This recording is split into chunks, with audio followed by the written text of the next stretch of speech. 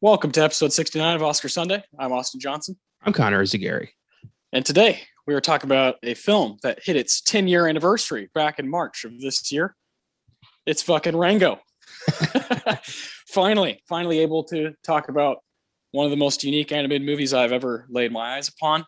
It won Best Animated Film at the 84th Academy Awards, a category that has only been around for 20 years.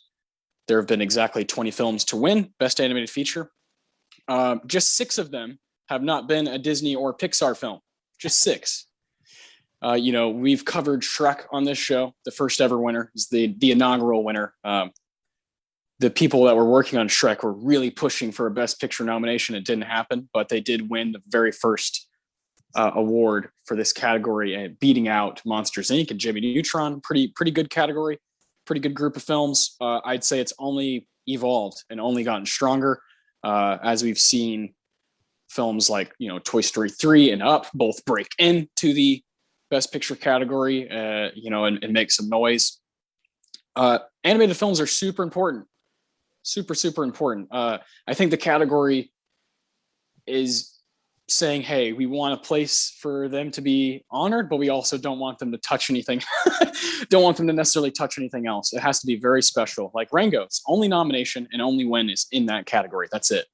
Nothing else. There's obviously tons of categories you can compete in, but this is it for Rango. And I'm very happy to be finally talking about this movie that's very important to me. And I know you got to see it for the first time. What'd you think? This was a trip. I didn't know what to expect. I hadn't really looked into this movie. I remember the trailer, vaguely back in 2011, just kind of a lizard movie. I didn't really think much of it at the time. Basically, my whole thing was like, if it's not Pixar, I don't give a shit. Yeah, that's the way we're brought up. It was ingrained in us that this is in American cinema. This is animated movies. Yeah, and I'm glad I've gotten over that because I would have missed out on a lot of really cool shit. Yes. Rango included. This is such a neat neo-Western. Yeah. And really celebrates the genre in every capacity. Like there's a little John Wayne, a little Gary Cooper, a lot of Eastwood. Yes. Really cool. Like if you're a Western fan, you're going to appreciate this movie more than anybody. And it's super, super dark for a kid's movie. There's murder, there's betrayal, there's political corruption, there's cursing. I mean, this was produced by Nickelodeon, and it does not feel like it at all. And it's gorgeous. My God, the animation is insanely intricate, and they look like real animals. It's really impressive work.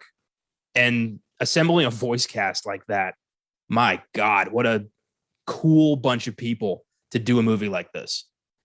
And I'm very glad that you chose this. This is a good solid animated film to make a really neat episode, I think. Yeah, for sure. I think, like I said, we covered Shrek, we've done Beauty and the Beast, we've done Toy Story, The Incredibles, some amazing movies. But Rango is in a class of its own. It's not really a children's movie, like you pointed out, all those different things.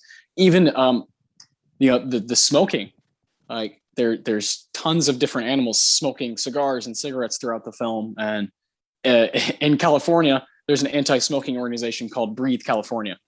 And they started this whole movement where, hey, there's over 60 instances where someone is smoking in the film. And they think that it's a public health hazard. And they started basically a petition for it to be rated R, this film.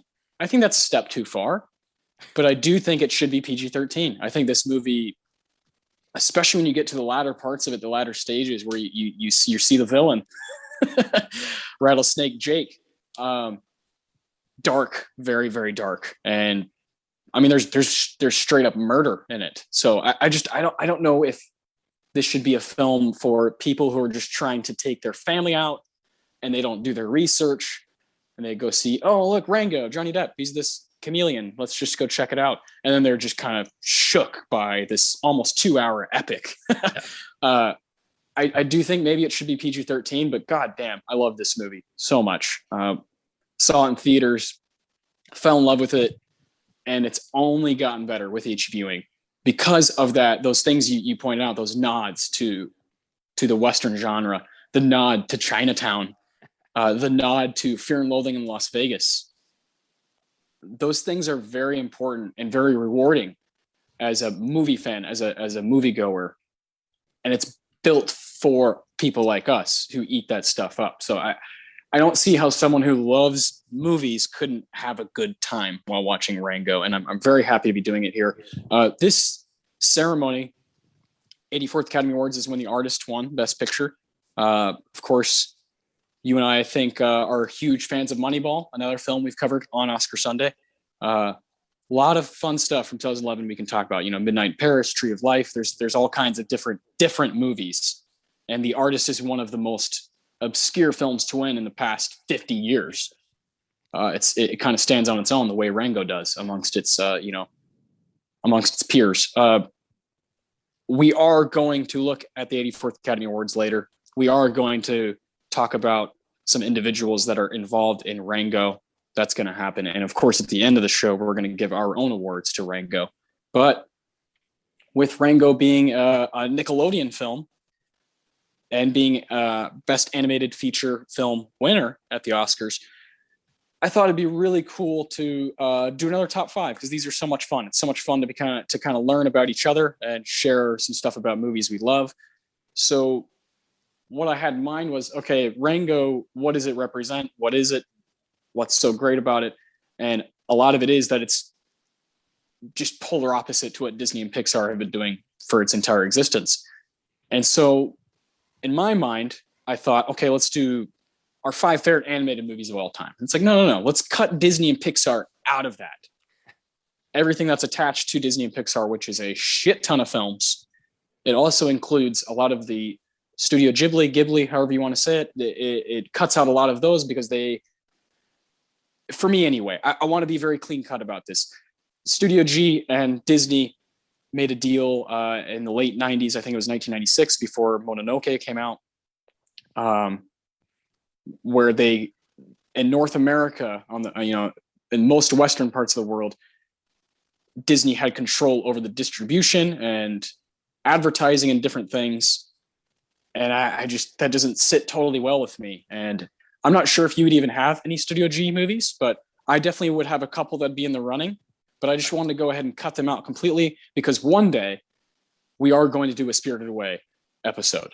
And one day you will go through the gauntlet of the great films of Studio G, and then we can do a top 5 for just them. Yeah. I think they deserve that praise, that right.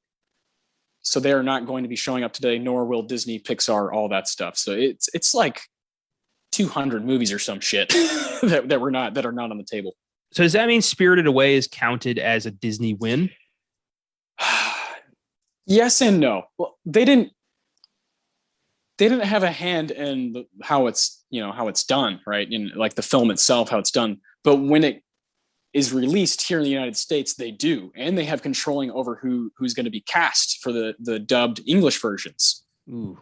So yeah, so something like Ponyo is like, okay, let's just throw in a bunch of fucking stars, and that's how we'll get people to come see our film.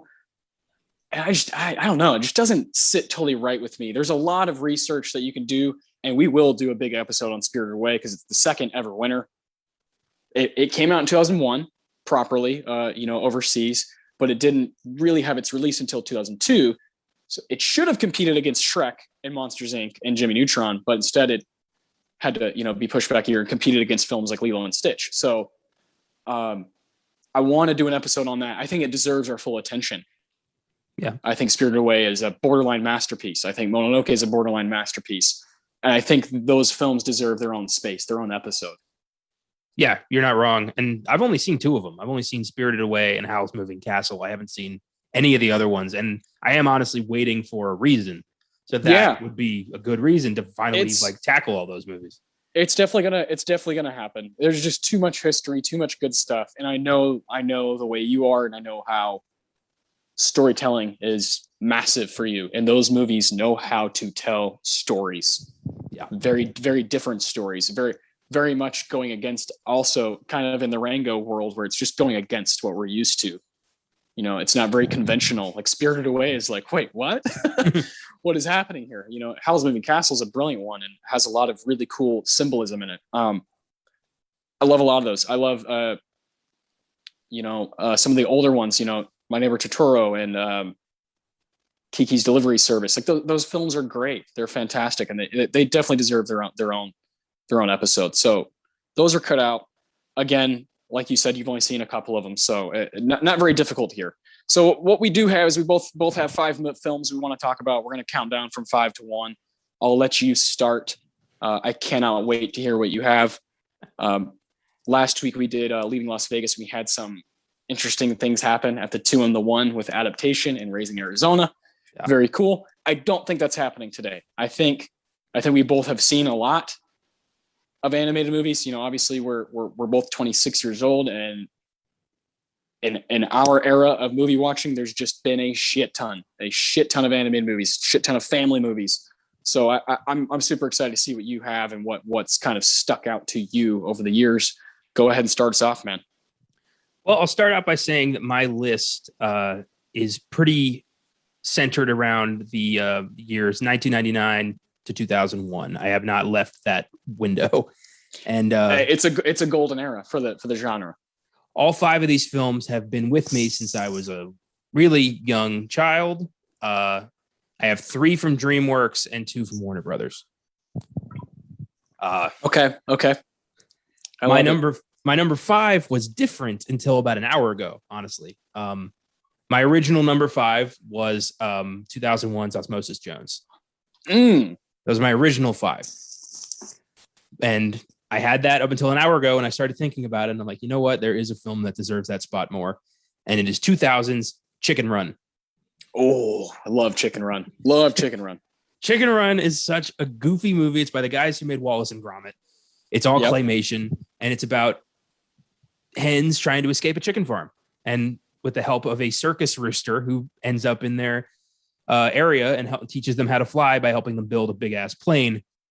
Meanwhile, the evil people who run the farm are building like a pie machine to turn everybody into pies, which I don't see how that helps their market value.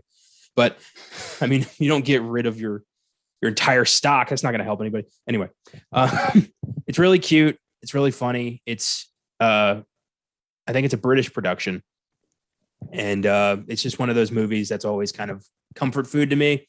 Yeah. And I felt it deserved the spot a little bit more than Osmosis Jones. But if this was a top 6, that's what that would be. I love that. Osmosis Jones is fantastic. I haven't seen that in a long time.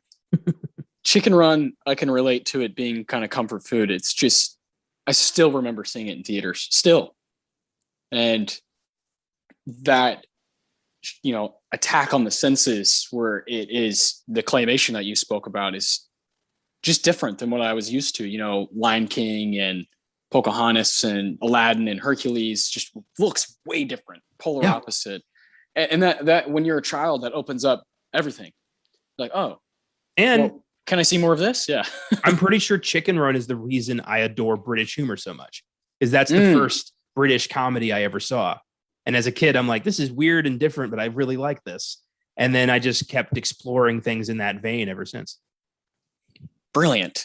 I love that, man. Oh, that's so cool. I didn't really think about that one for my top 5, but I do love it. You know, it's a solid 8 for me, kind of film. And I would love to find a way to talk about it more. You know, maybe on Filmgazm or something. That'd be a blast. Yeah, that would be fun. And that's 2000 or 2001? 2000. Okay, yeah. So we were both 5 when it came out. Very impressionable.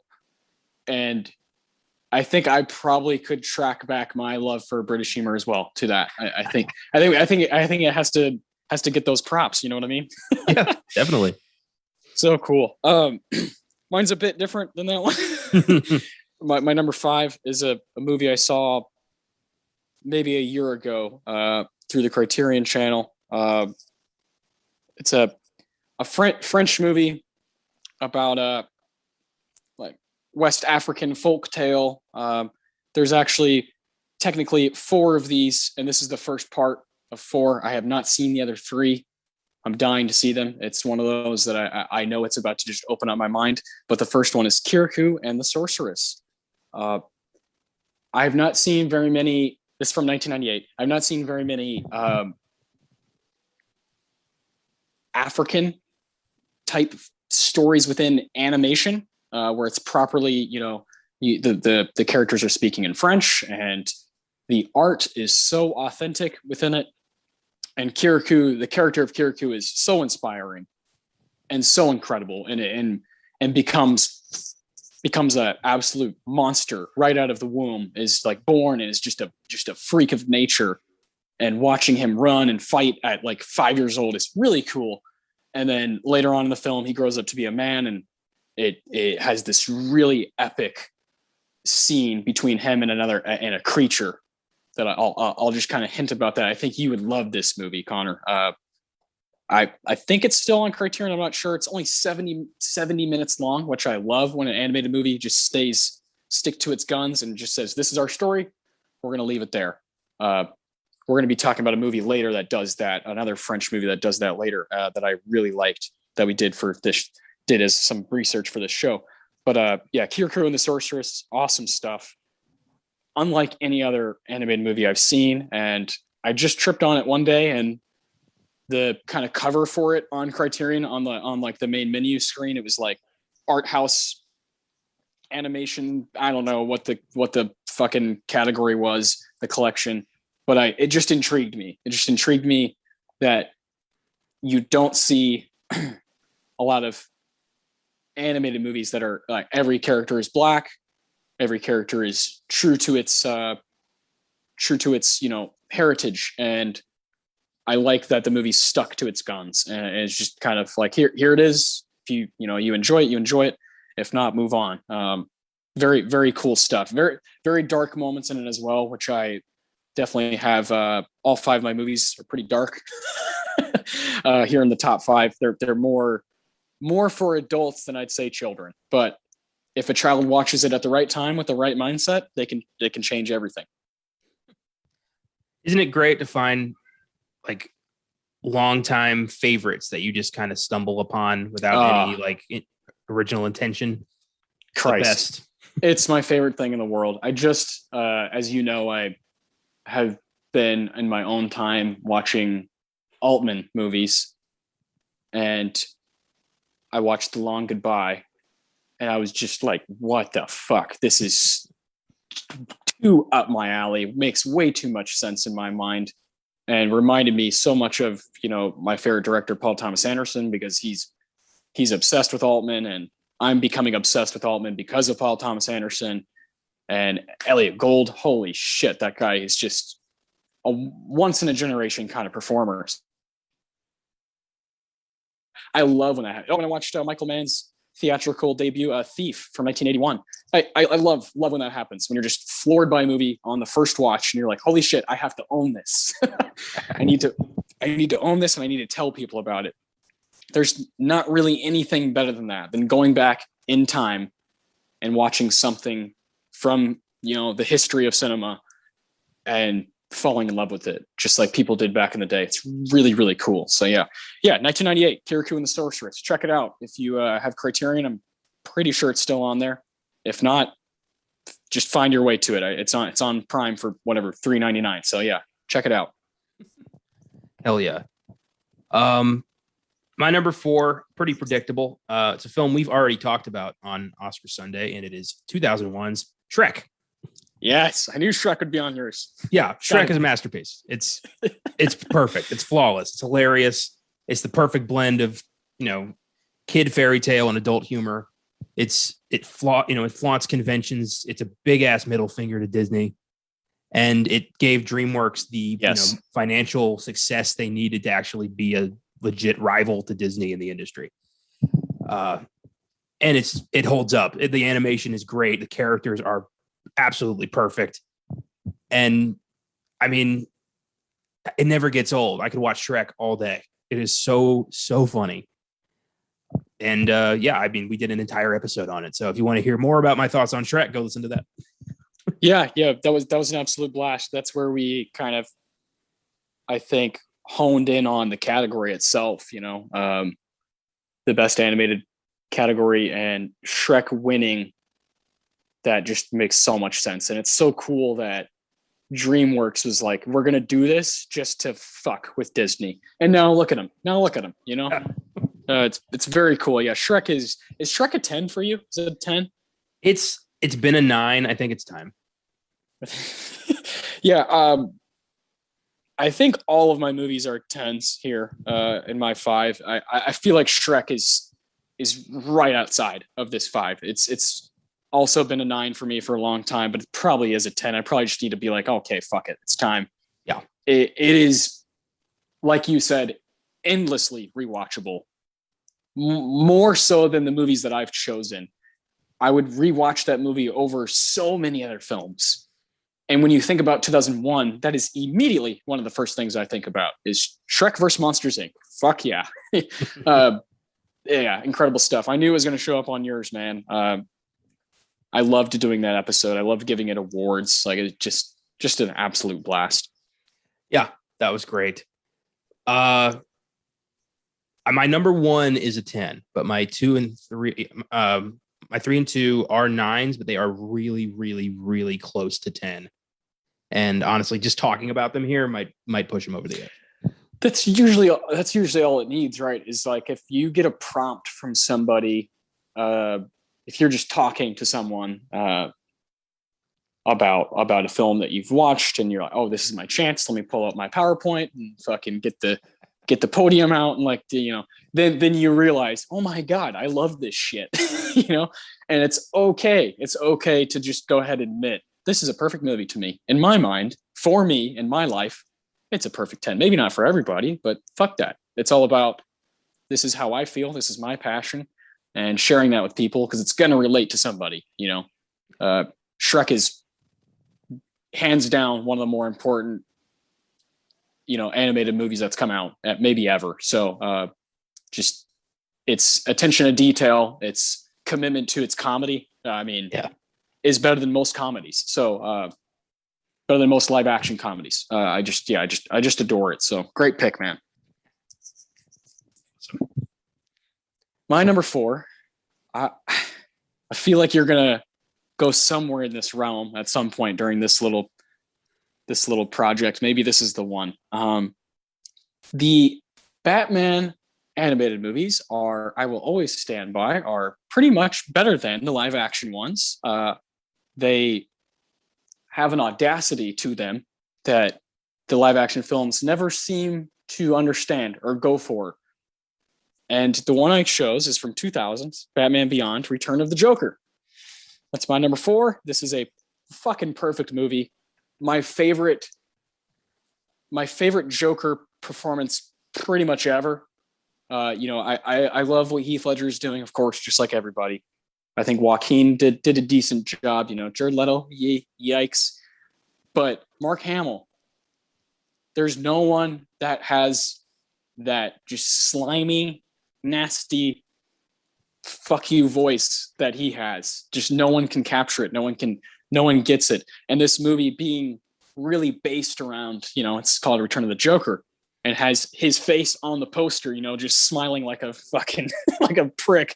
I love it so much. And when I rewatched it, because you let me borrow it on Blu-ray, and I had seen it when I was younger, and rewatching it as an adult, I was like, good Lord, this is dark as fuck and so committed. Again, these movies that we're talking about, my main thing about them is how committed they are to their darkness, and how they're not willing to stray away. So this is a Warner Brothers film. It's in the DC Batman universe, you know, and I just have so much fun with it. Talking about it always makes me want to watch it again. That's the kind of way I feel about it. Again, the runtime, it's like 75 minutes.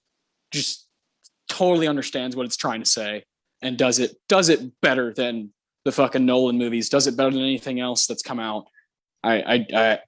2000 Batman Beyond, Return of the Joker is where it's at when it comes to Batman. Well, let me just start out by saying I fucking love you, man. And I'm gonna hold myself here because I will be saying more on that later. Fuck yes, that's good to hear. What's your number 3?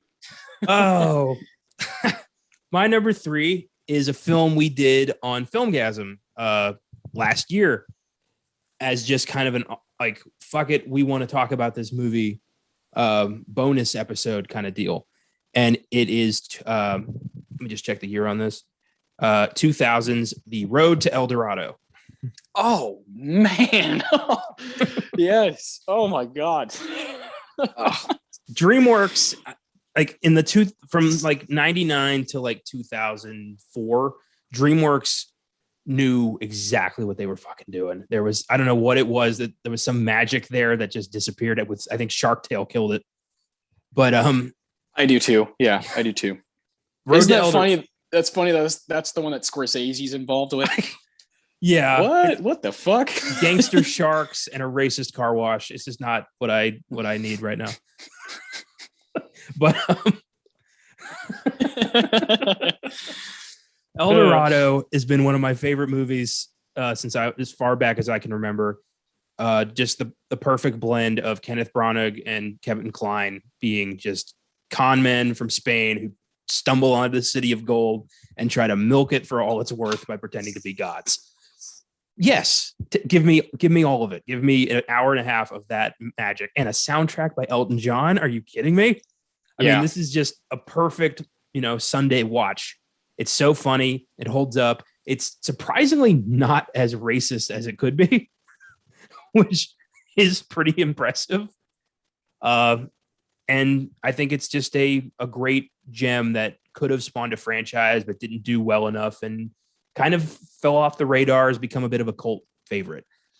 But it's a great comedy and a really fun family film. And I'll sing that film's praises forever. Oh, hell yeah. I wasn't expecting that. Talk about another movie that's committed to its humor and sticking to its guns. God, I want to watch that again. Just kind of, I just look at my TV right here in my room while I'm recording, and I'm just like, oh shit, I kind of want it on. On one hand, gold. On the other, painful, embarrassing failure. It's so good. It's so grown up. I mean, there's a full-blown sex scene in this movie. Yeah. His hair is all fucked up when he like looks. Yeah, his head comes into the frame. Yeah. Yeah, it's ridiculous. And if you look where she's coming up from, she wasn't kissing his mouth. No, definitely not. Anyway, definitely a fun movie, and I think I miss DreamWorks Golden Age. They had such great movies, and then just they had to bet everything on Shark Tale, and like all the creativity went out the fucking window after that.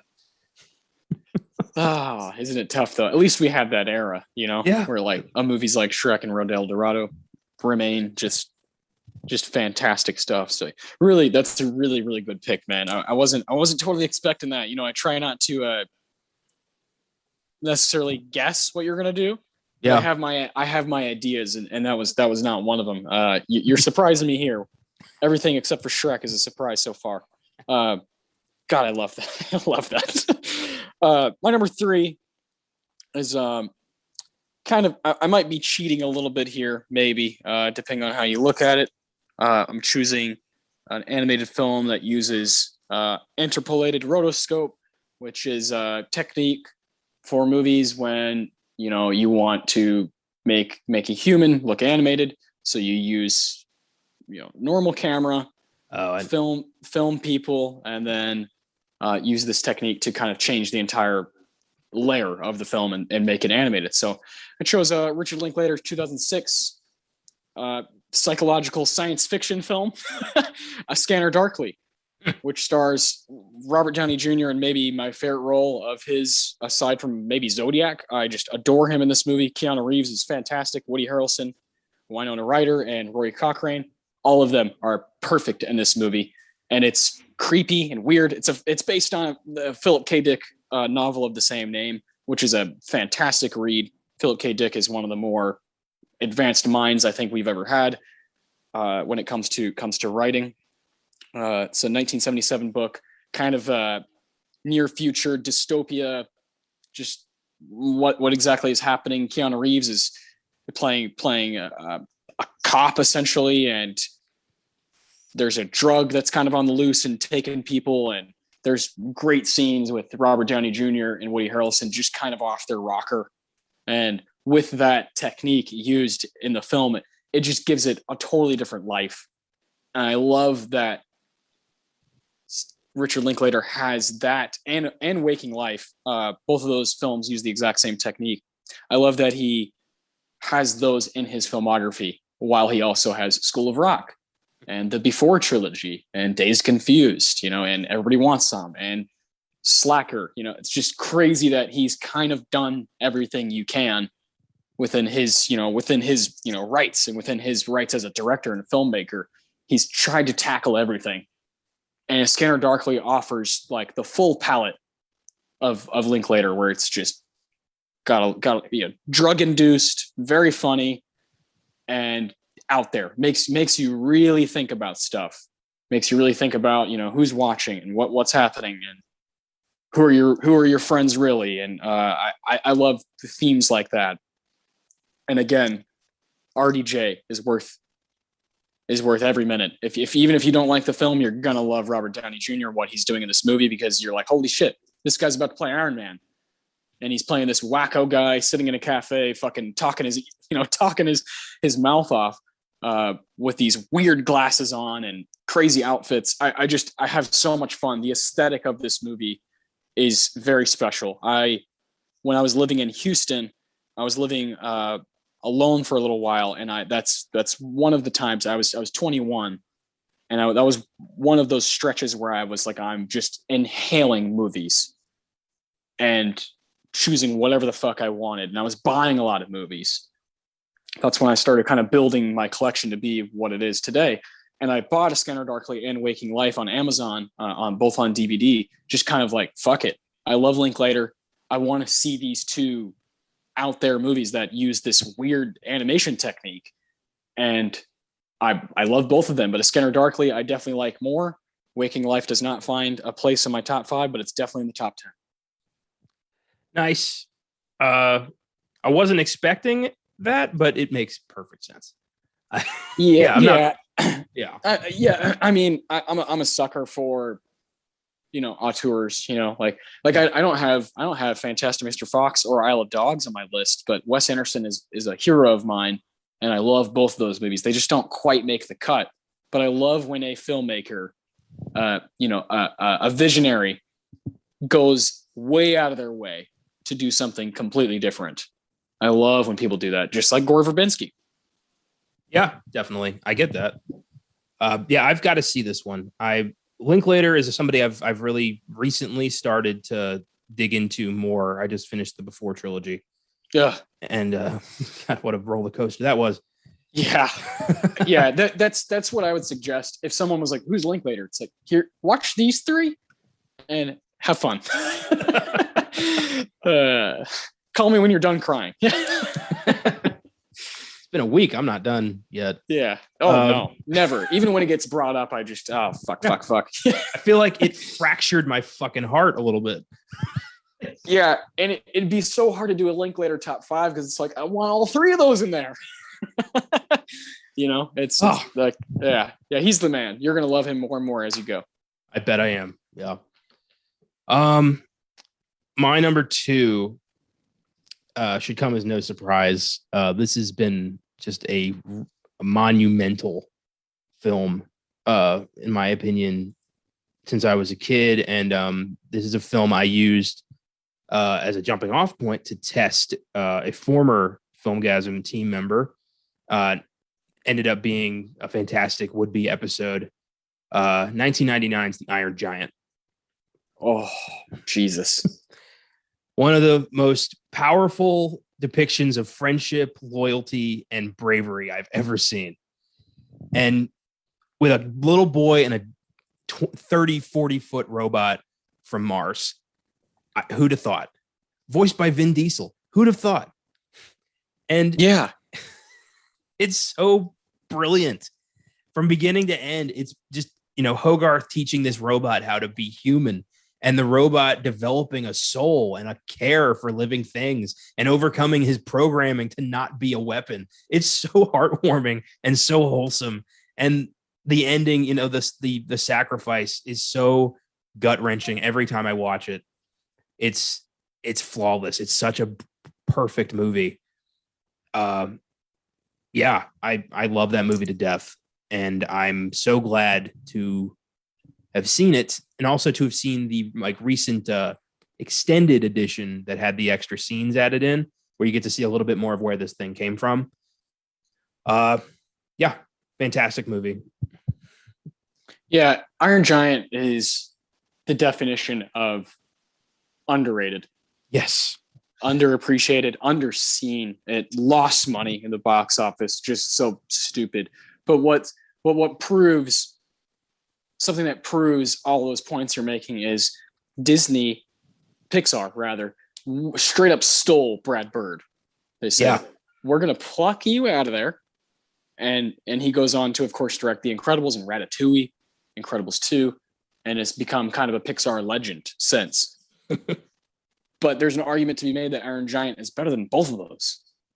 That Iron Giant is the superior film to anything that he's ever done. And it's just funny how Disney's like, oh, fuck. They knew that when they saw it, oh, man, this is lights out. This is incredible.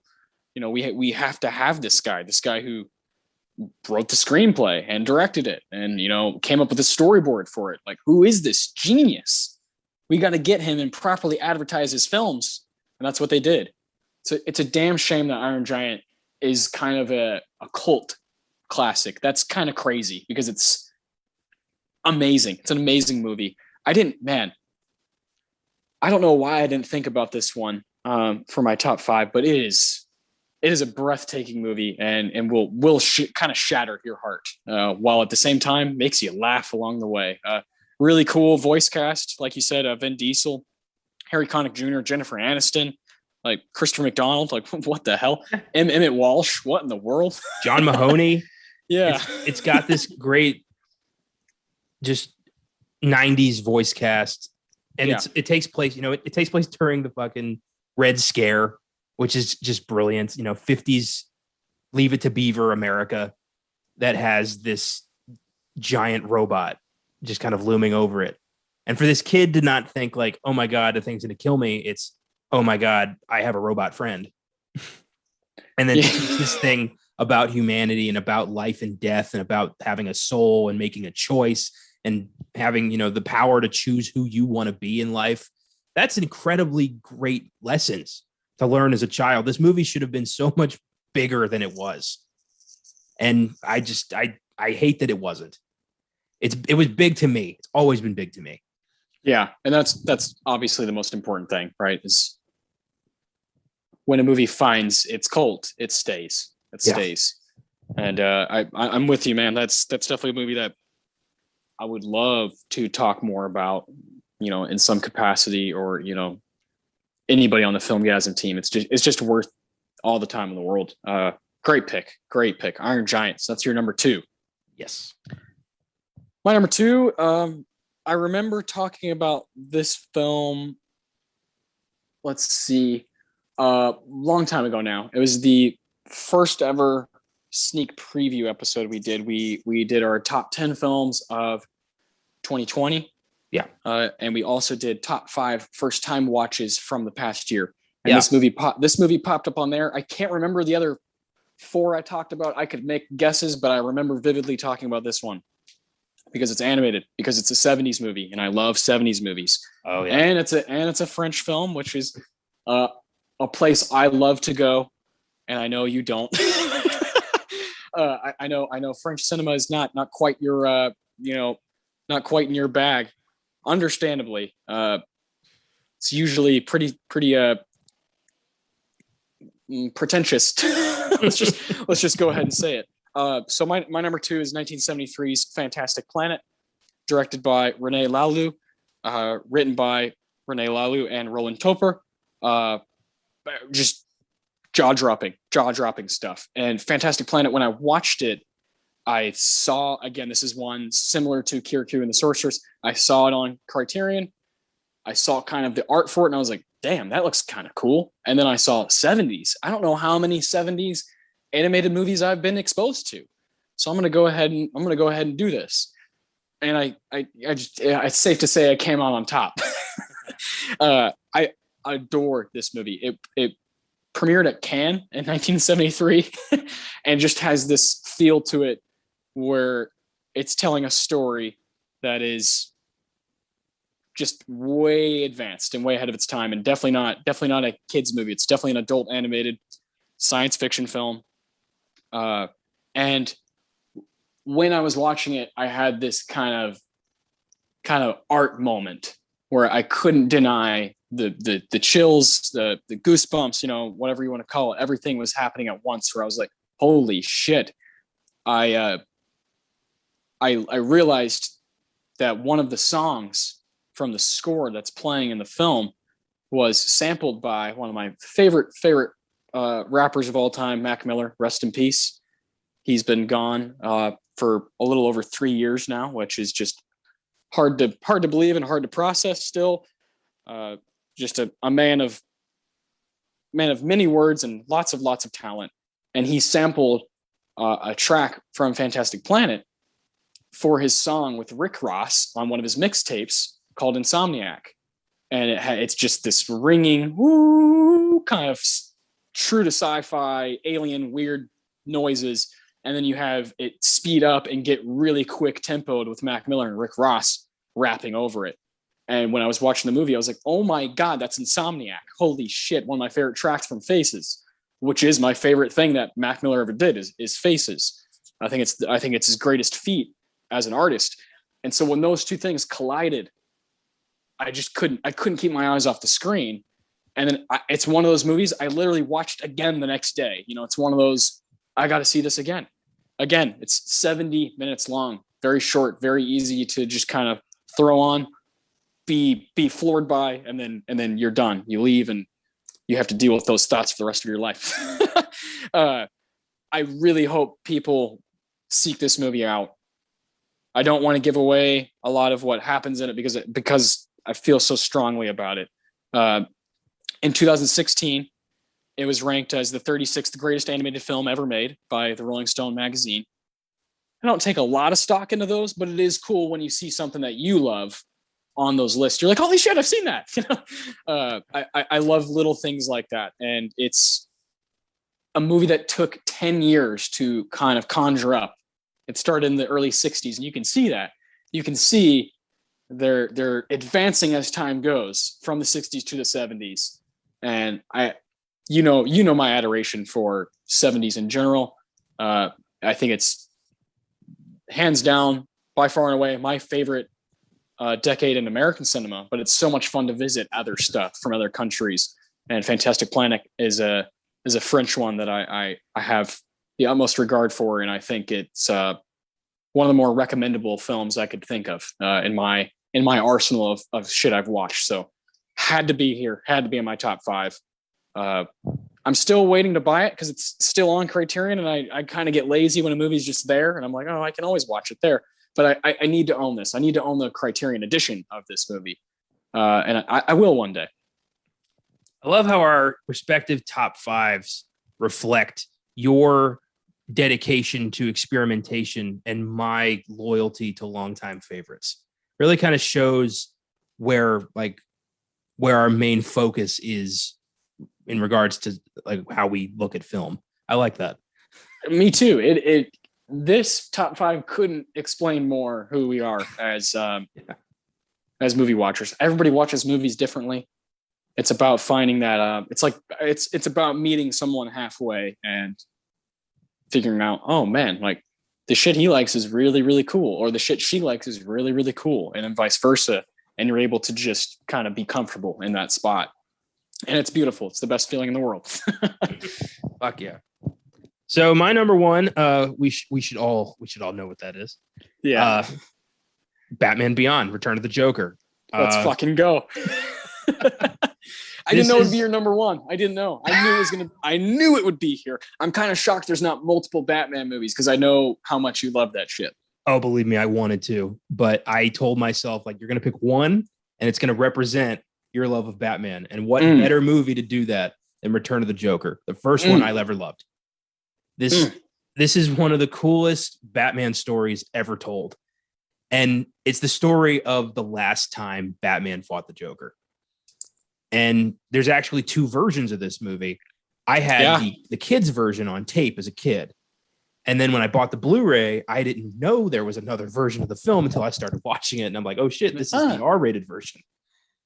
And basically the only real difference is there's murder in the regular movie. And it's implied in the kids movie because on WB in 2000, you can't just show Joker getting shot to death by mutated Robin. Instead, what you show is Joker getting violently electrocuted with a blood-curdling scream, because that's better for children, I guess. That freaked me out more than the gunshot. But I love this whole idea because I was a big fan of Batman Beyond when I was a kid. I watched that all the time. And to me, this movie showed, you're not Batman until you fight the Joker. And to see Bruce Wayne terrified of Terry going up against the Joker, just like, put the suit away. I don't want you here anymore. Just telling him like, he's going to kill you and I can't go through that again. Like, so powerful. The character development in this movie is brilliant. I love the way they used Tim Drake as like the last Robin, and how how that event fucked Bruce Wayne up so much that he almost like he gave up sidekicks. Like it ruined the whole thing. And like you said, Mark Hamill is, oh my God, just the definitive Joker. It's amazing what he's able to do with that character in the TV show, in the animated movies, in the video games. It's always incredible. To me, he's more Joker than he is Luke Skywalker. Like that's the role that I will think about first when I hear his name. Same. I just don't give a fuck about Star Wars for the most part. So it's like, for me, I know for you, it's harder to like do that, but to me, it's like, yeah, easy. The thing is, I give quite a fuck about Star Wars, but I still love his Joker more than I love Luke. Straight up. Yeah, I think the aesthetic of future Gotham is so cool. I love how far they're willing to go. The way they just, they build the relationship between older Bruce and Terry. And to see Terry take on Joker in his own way as a different kind of Batman, and for Joker to be unprepared for that is awesome. He's a goofy Batman. And yeah, it's so cool. It's so neat. It is the first Batman, like first DC animated movie I ever adored. Right next to Mask of the Phantasm and Sub-Zero. These were the tapes I had as a kid, but this is the one I always kept watching. Yeah. And since then, I've just been constantly exploring the DC animated movie universe. It's their best work. I don't know why those guys aren't put in charge of writing the screenplays of the movies. We'd have such a cool cinematic universe if they just swap jobs. Yeah, I agree. But this was the first one I wrote down. This was always going to be my number one.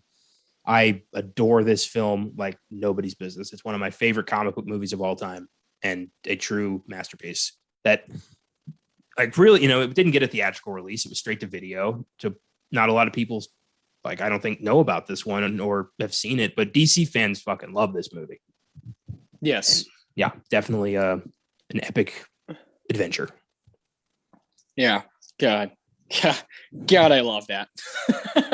That's perfect, man. I vividly remember that stretch when it was around when you and I were becoming very, very good friends, and you let me borrow Phantasm and Return of the Joker, of course, Sub-Zero. There was like 5. You like, hey, watch these again. Yeah.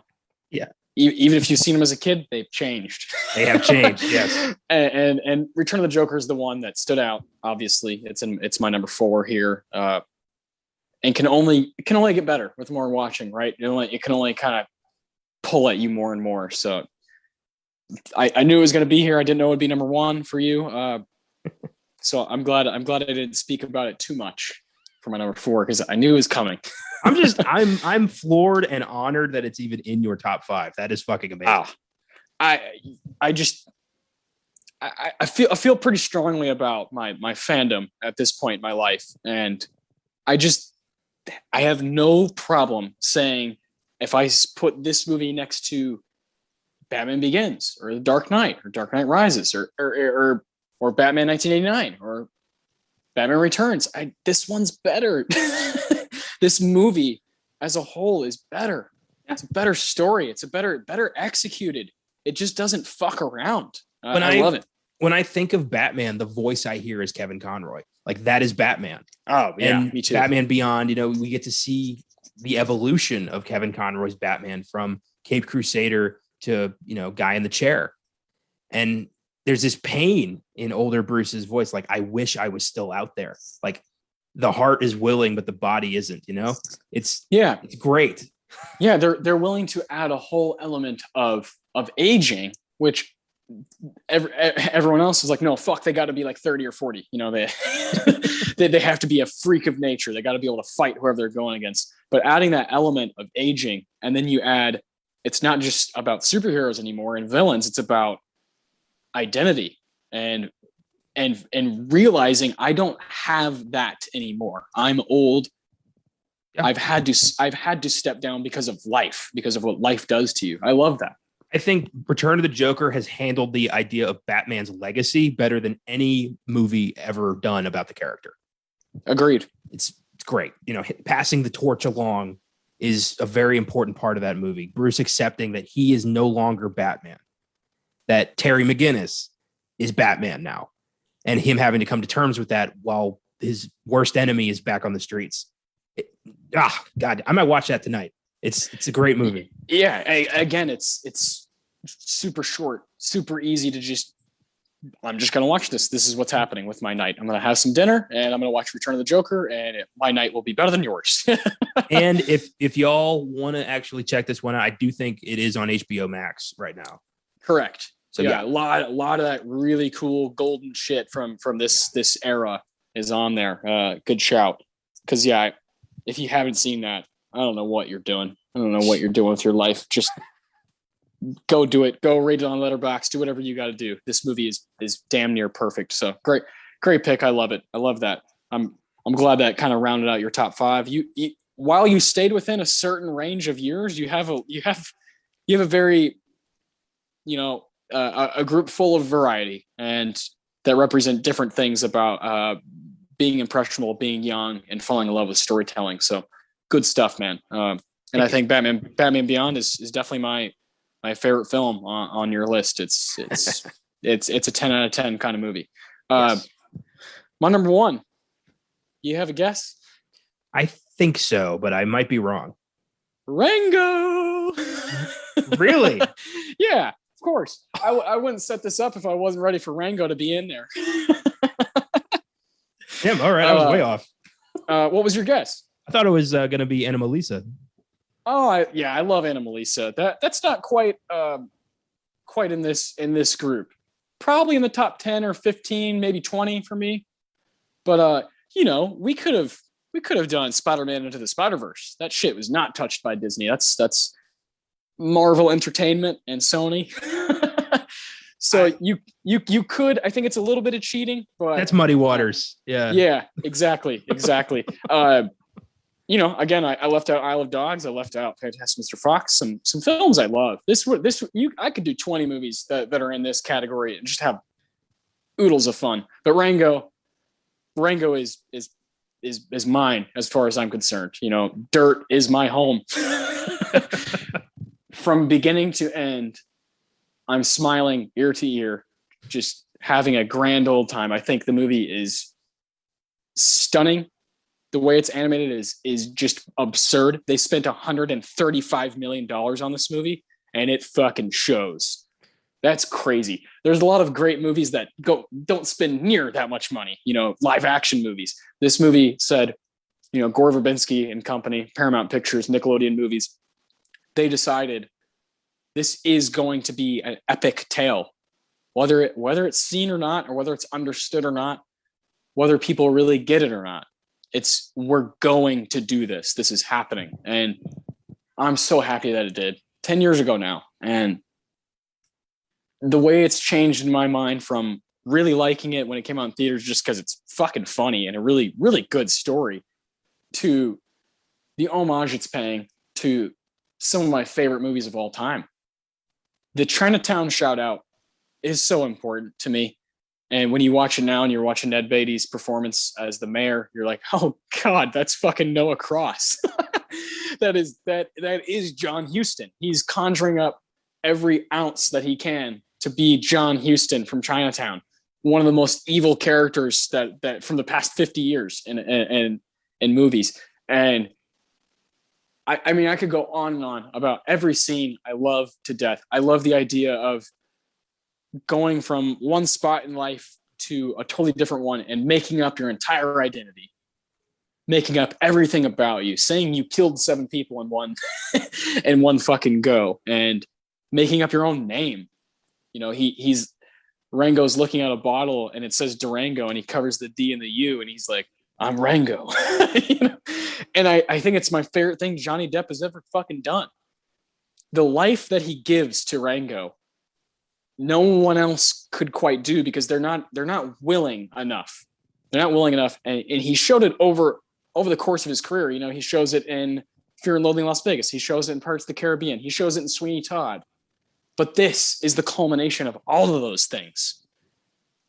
And Gore Verbinski understands that. Johnny Depp understands that. For fuck's sake, Harry Dean Stanton is on the voice cast of this movie. That stuff matters, man. It matters to me as a movie fan. It matters to me just as someone who wants to be rewarded when watching something. So this is a straight, beeline to a 10. It's not, there's no question in my mind about it. Honestly, all 5 of these are 10s in my mind. All 5 of these movies I've talked about today, I have so much passion for each one. But Rango is like, I will go to the grave with that fucking movie. And I've owned it for quite some time. It's been on my shelf for a while, unlike some of these other ones. But this past watch, when I watched it last night for this show, I was like, hell yeah. I am so glad I picked this. I am so glad we're doing this movie. I'm so glad Connor's finally being able to see it. And I'm so happy that it exists. It has to be my number one. Fantastic Planet moves me in a way different way, but Rango makes me do everything I want in a movie. It scares me. It makes me laugh my ass off. It just kind of makes my eyes do that thing that you love when they do, when people say they're glued to the screen. Rango really does that, where you're like, what in the hell is that? Is that a frog smoking a cigar? Serving alcohol? Yes. As I get older, I just love it more and more. I think people can have its issues with it not being a kid's movie. That's fine. But as an adult, and you watch this movie, how can you not fall in love? It's one of my favorite Westerns ever. It's just every genre that it picks at, I have so much respect for. I think it borderline is making fun of it, but also saying, no, I'm tipping my hat to it. And knowing when to, stay on that line and cross it, stay on that line and teeter, Rango does it the best. God, I love this movie. It's on Netflix right now. Please go watch it. Come back and listen to the rest of this episode. This is definitely a tip of the cap, wag of the finger to the Western genre. Uh-huh. This is a celebration, a massive, this is a nod. And it's making fun of a couple things, but how do you not? Westerns are larger than life. They're crazy. They're weird. They're ridiculous sometimes, but they're also, heroic adventures. And this is a heroic adventure and really fun. And I think it's really cool. This ended up being your number one. I kind of knew the whole time, I kind of knew. But then watching it last night, I was like, fuck yeah. There's no movie. It's going to be very hard for a film to take that away in my mind. I just feel like it's bred for fans like me. I feel like it was supposed to be seen by fans like myself and you and people who love watching movies. Fuck yeah. Fantastic. Let's recap. Yeah. So you have Chicken Run, Yep. Shrek, Road to El Dorado, Iron Giant, and Batman Beyond: Return of the Joker. Yep. I have Kirikou and the Sorceress, Batman Beyond: Return of the Joker, A Scanner Darkly, Fantastic Planet, and Rango. So we have one overlap. My 4 here, one. You got to love that Batman is the one that meshes us together. How about that? Fuck yeah. I adore Batman. I got nothing, no qualms about that. He's the man. He's the Batman. Yeah, I would like to quickly shout out some other ones real quick, like Anomalisa, like a movie that came out this past, during this year, Mitchell's vs. the Machines. Fucking fantastic movie, non-Disney. Kubo and the Two Strings. What else do I like here? I mean, other Batman ones like Batman Under the Red Hood. Jesus Christ. Batman: The Dark Knight Returns Part 1, Part 2. Good Lord. Those are fantastic. I love some like Cartoon Network movies that they used to do back in the day. Like the Dexter's Lab one is fucking awesome. The Powerpuff Girls one is awesome. The Ed and Eddie movie is fantastic. So yeah, we could go forever on this. Yeah, we really could. I like to shout out the only movie I struggled to not put in my top 5, other than Osmosis Jones, Justice League Dark Apocalypse War. Oh, yeah, we were both rocked by that one. I mean, just was that incredible? Violent as can be. My Lord, that movie was a delight. My God, that was the Avengers Endgame of DC's animated universe, and quite a spectacle. Also on HBO Max. So go nuts. Yeah, that one will blow you away. That's like watching Street Fighter for like an hour and a half. People just getting fucking stomped and just sliced up. It's crazy. It's crazy. You can't believe what you're saying. You're like, wait, what? And why is this not in the live action? And that's just in the first 10 minutes of the movie. Yeah. I mean, the rest of it's the fucking fallout. Yes. And it's great. It's such a brilliant idea. And oh my God, I'm going to schedule that for a Filmgazm at some point. Oh yeah. Got to talk about the whole We've barely touched that. Like I don't think we've done any other than that, like Joker Weird Shit Wednesday we did. I don't think we've done any of the animated DC movies. Let's change that. What the fuck? Yeah. Well, all of us are able to, Josh, Caleb, myself, and you are able to kind of make personal picks.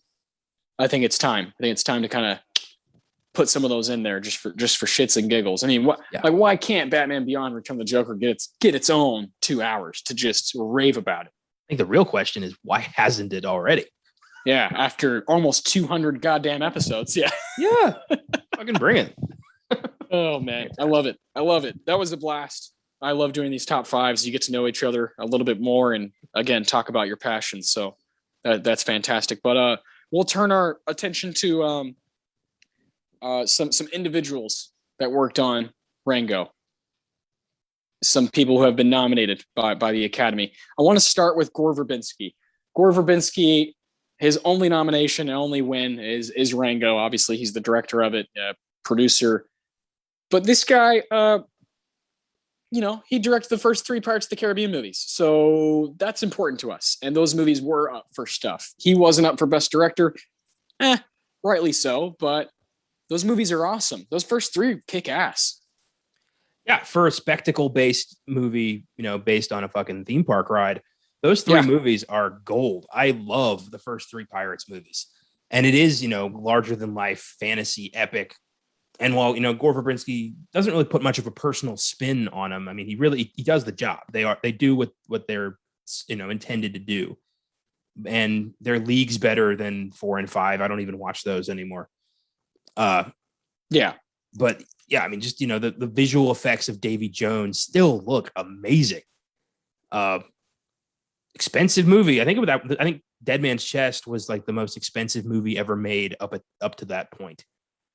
That makes sense. Yeah, you can tell the money went to a good place there.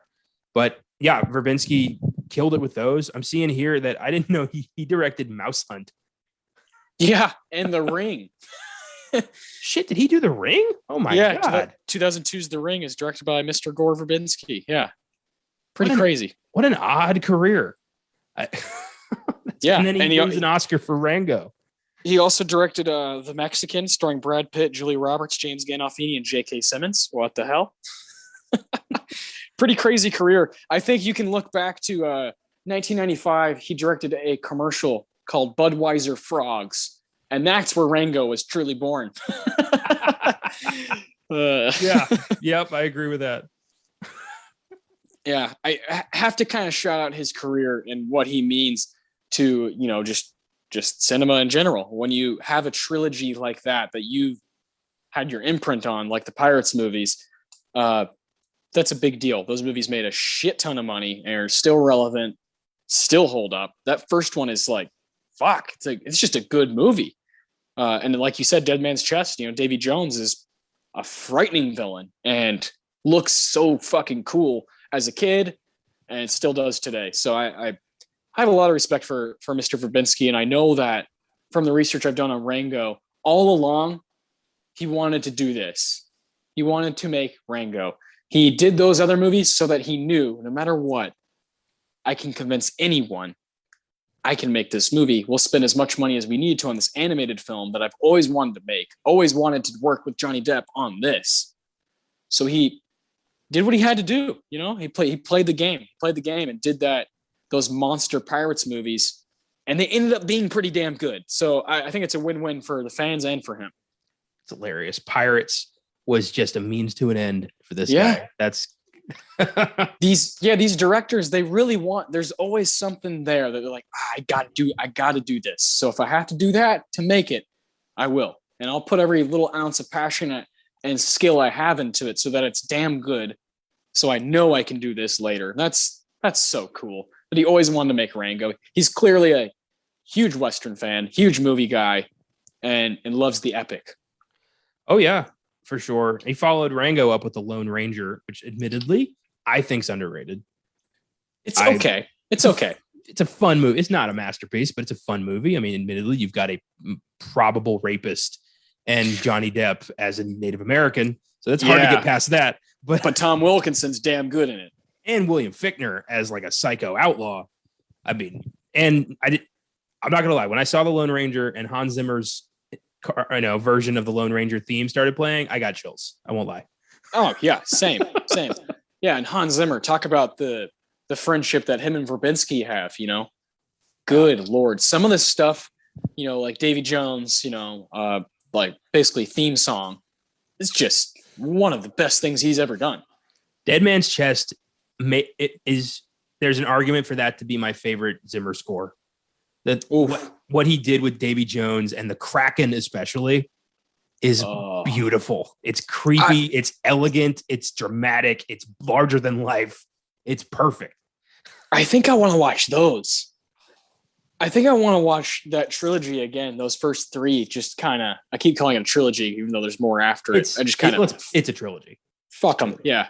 It's not Verbinski. It's not Verbinski anymore. He was like, I'm done. I've done three. I'm out. They're good. I'm leaving it there. Whoever the fuck else wants to make money, go ahead and take it. I got to do other shit.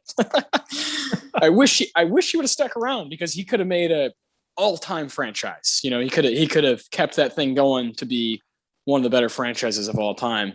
And it's just tainted. How do you take a movie that has Ian McShane as Blackbeard, and then another movie that has Javier Bardem as a ghost pirate captain? And how do you fuck those up? How do you make those boring? I don't know. Just ask those fuckers that messed it up. Yeah.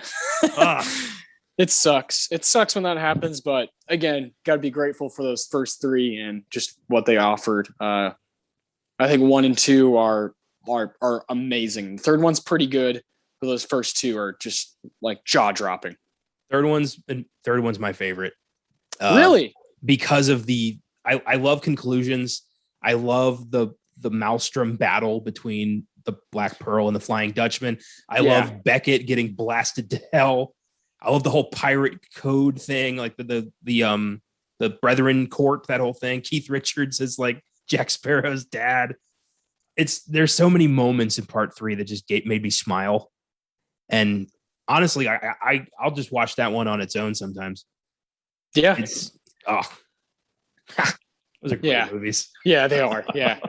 They're fantastic. And we could do a Pirates episode one day and really, really, really talk about them and really figure out what we love about that storytelling and which characters are our favorites. So cool. Speaking of more Pirates of the Caribbean stuff, Johnny Depp. Johnny Depp is the next guy I want to talk about. He has 3 nominations altogether. 2003, Curse of the Black Pearl, Best Actor in a Lead Role. Finding Neverland, 2004, Best Actor in a Lead Role. And then 2007, Sweeney Todd, Best Actor in a Lead Role. So those are his 3 nominations. Pretty solid little resume for him.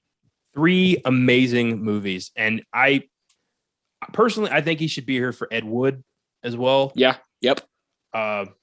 Maybe some other stuff, but Black Mass is a favorite. But those 3 daunting. Those 3 are good. A good bunch to be nominated for. And I love that he was up for Jack Sparrow. That's great. I think he should have been up for Rango. They should have a best voice, vocal performance category. That's hard work. They should do that. Oh, hell yeah. I think that's one of my favorite things about doing animated movies on Oscar Sundays. We do have the PSH and we give it out to one of those people that gave a great vocal performance in our eyes. Just the Academy obviously has a lot of issues, but there's like little cool things they could do to just enhance it to a whole new experience. And I think giving more, praise to the animated genre is one of those things. Yeah. But as we've seen in the past, progress in the Academy is a 10 to 15 year slog that often doesn't end up getting the result we want. So correct. Yeah. Yeah. Change is hard to come by or doesn't come at all. Right. That's definitely what the Academy lives by. Next person I want to talk about before we get to the legend himself, I want to talk about Abigail Breslin, who plays Priscilla in Rango. Abigail Breslin has 1 nomination for her supporting role in Little Miss Sunshine. How about that? A movie that we covered a long time ago on this show, long time ago.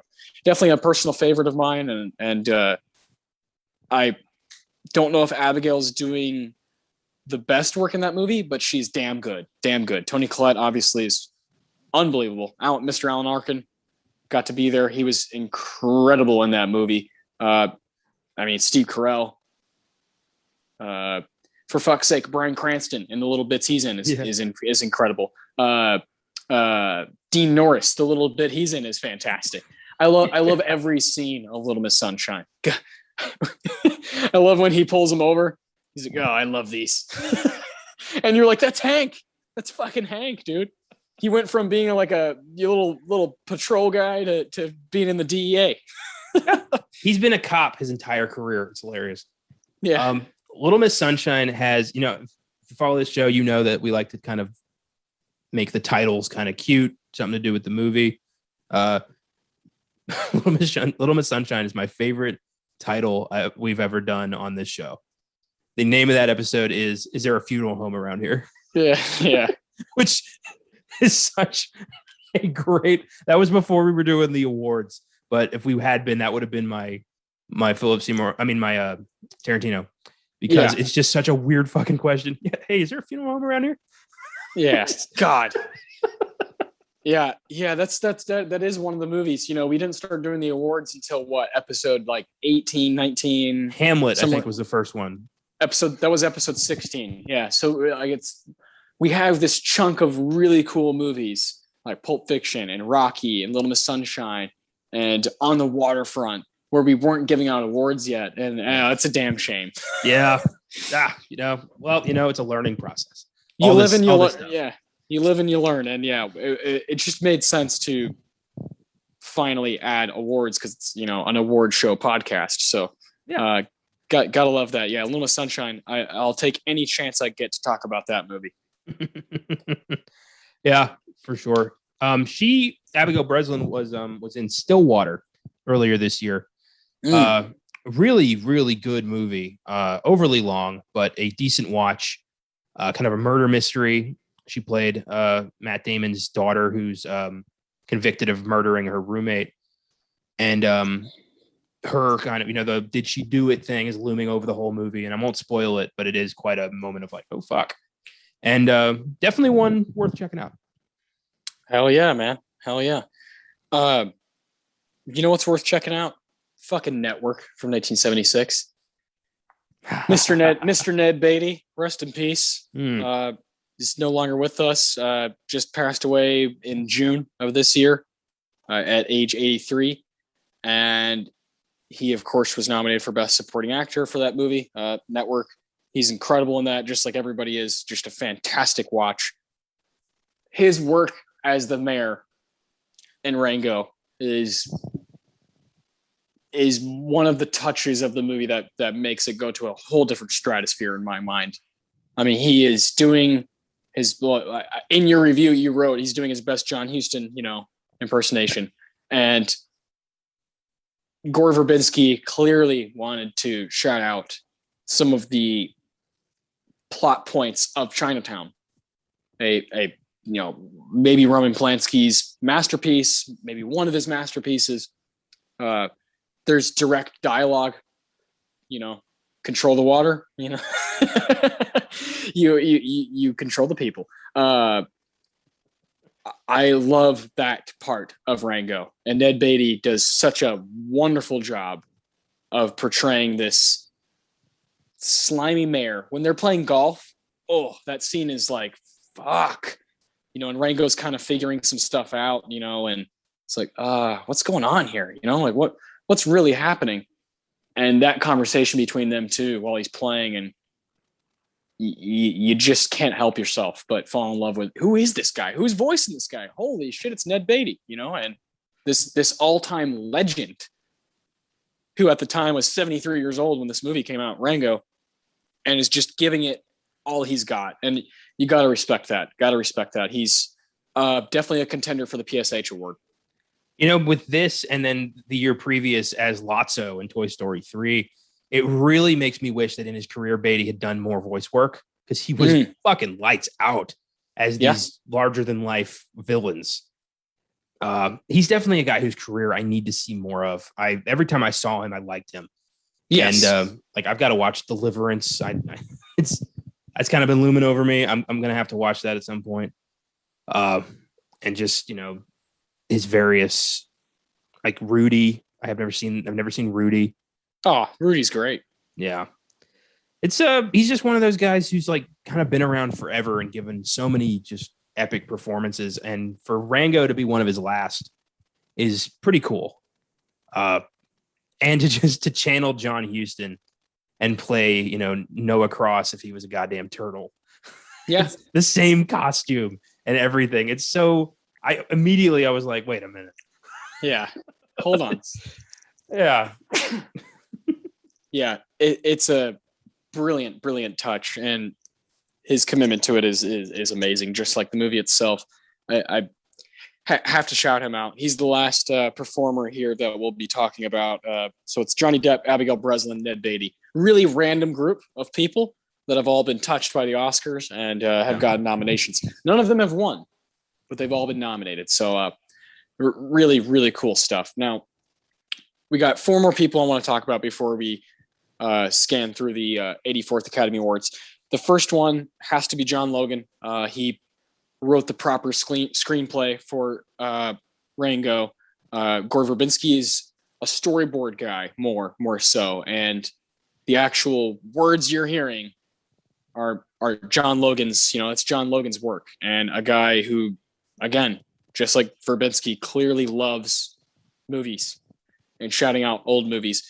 And when I looked at his, I was like, I know that name. What is that name? Like, what else has he done? And I looked at his resume here, and you're like, oh shit, there's a lot of cool movies. And then you look at his Oscar nominations. He has 3 nominations altogether. First one, Gladiator, 2000, best screenplay written directly for the screen. The Aviator, 2004, best screenplay written directly for the screen. And Hugo, Best Adapted Screenplay, 2011. What the fuck? And this is the guy who goes and writes Rango. So he does Rango and Hugo in the same year, 2011. What more could you want from a guy who's working with animation? Awesome.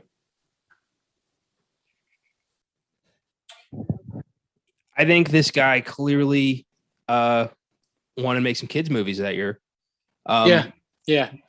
Hugo is a pretty decent flick. My only real gripe with it is how much of a dick Ben Kingsley is at the beginning, and then it's never really addressed the total character shift about halfway through. But other than that, yeah, it's a decent movie. Yeah, decent stuff. How about Skyfall, 2012? How about that? That's also his screenplay. Yeah, and Spectre. Jesus. Yeah, I mean Sweeney Todd. What else is on here? I mean, his resume is like loaded. Alien Covenant. Worked on the TV show Penny Dreadful. The Last Samurai. What? Yeah. Jesus, this guy. Yeah.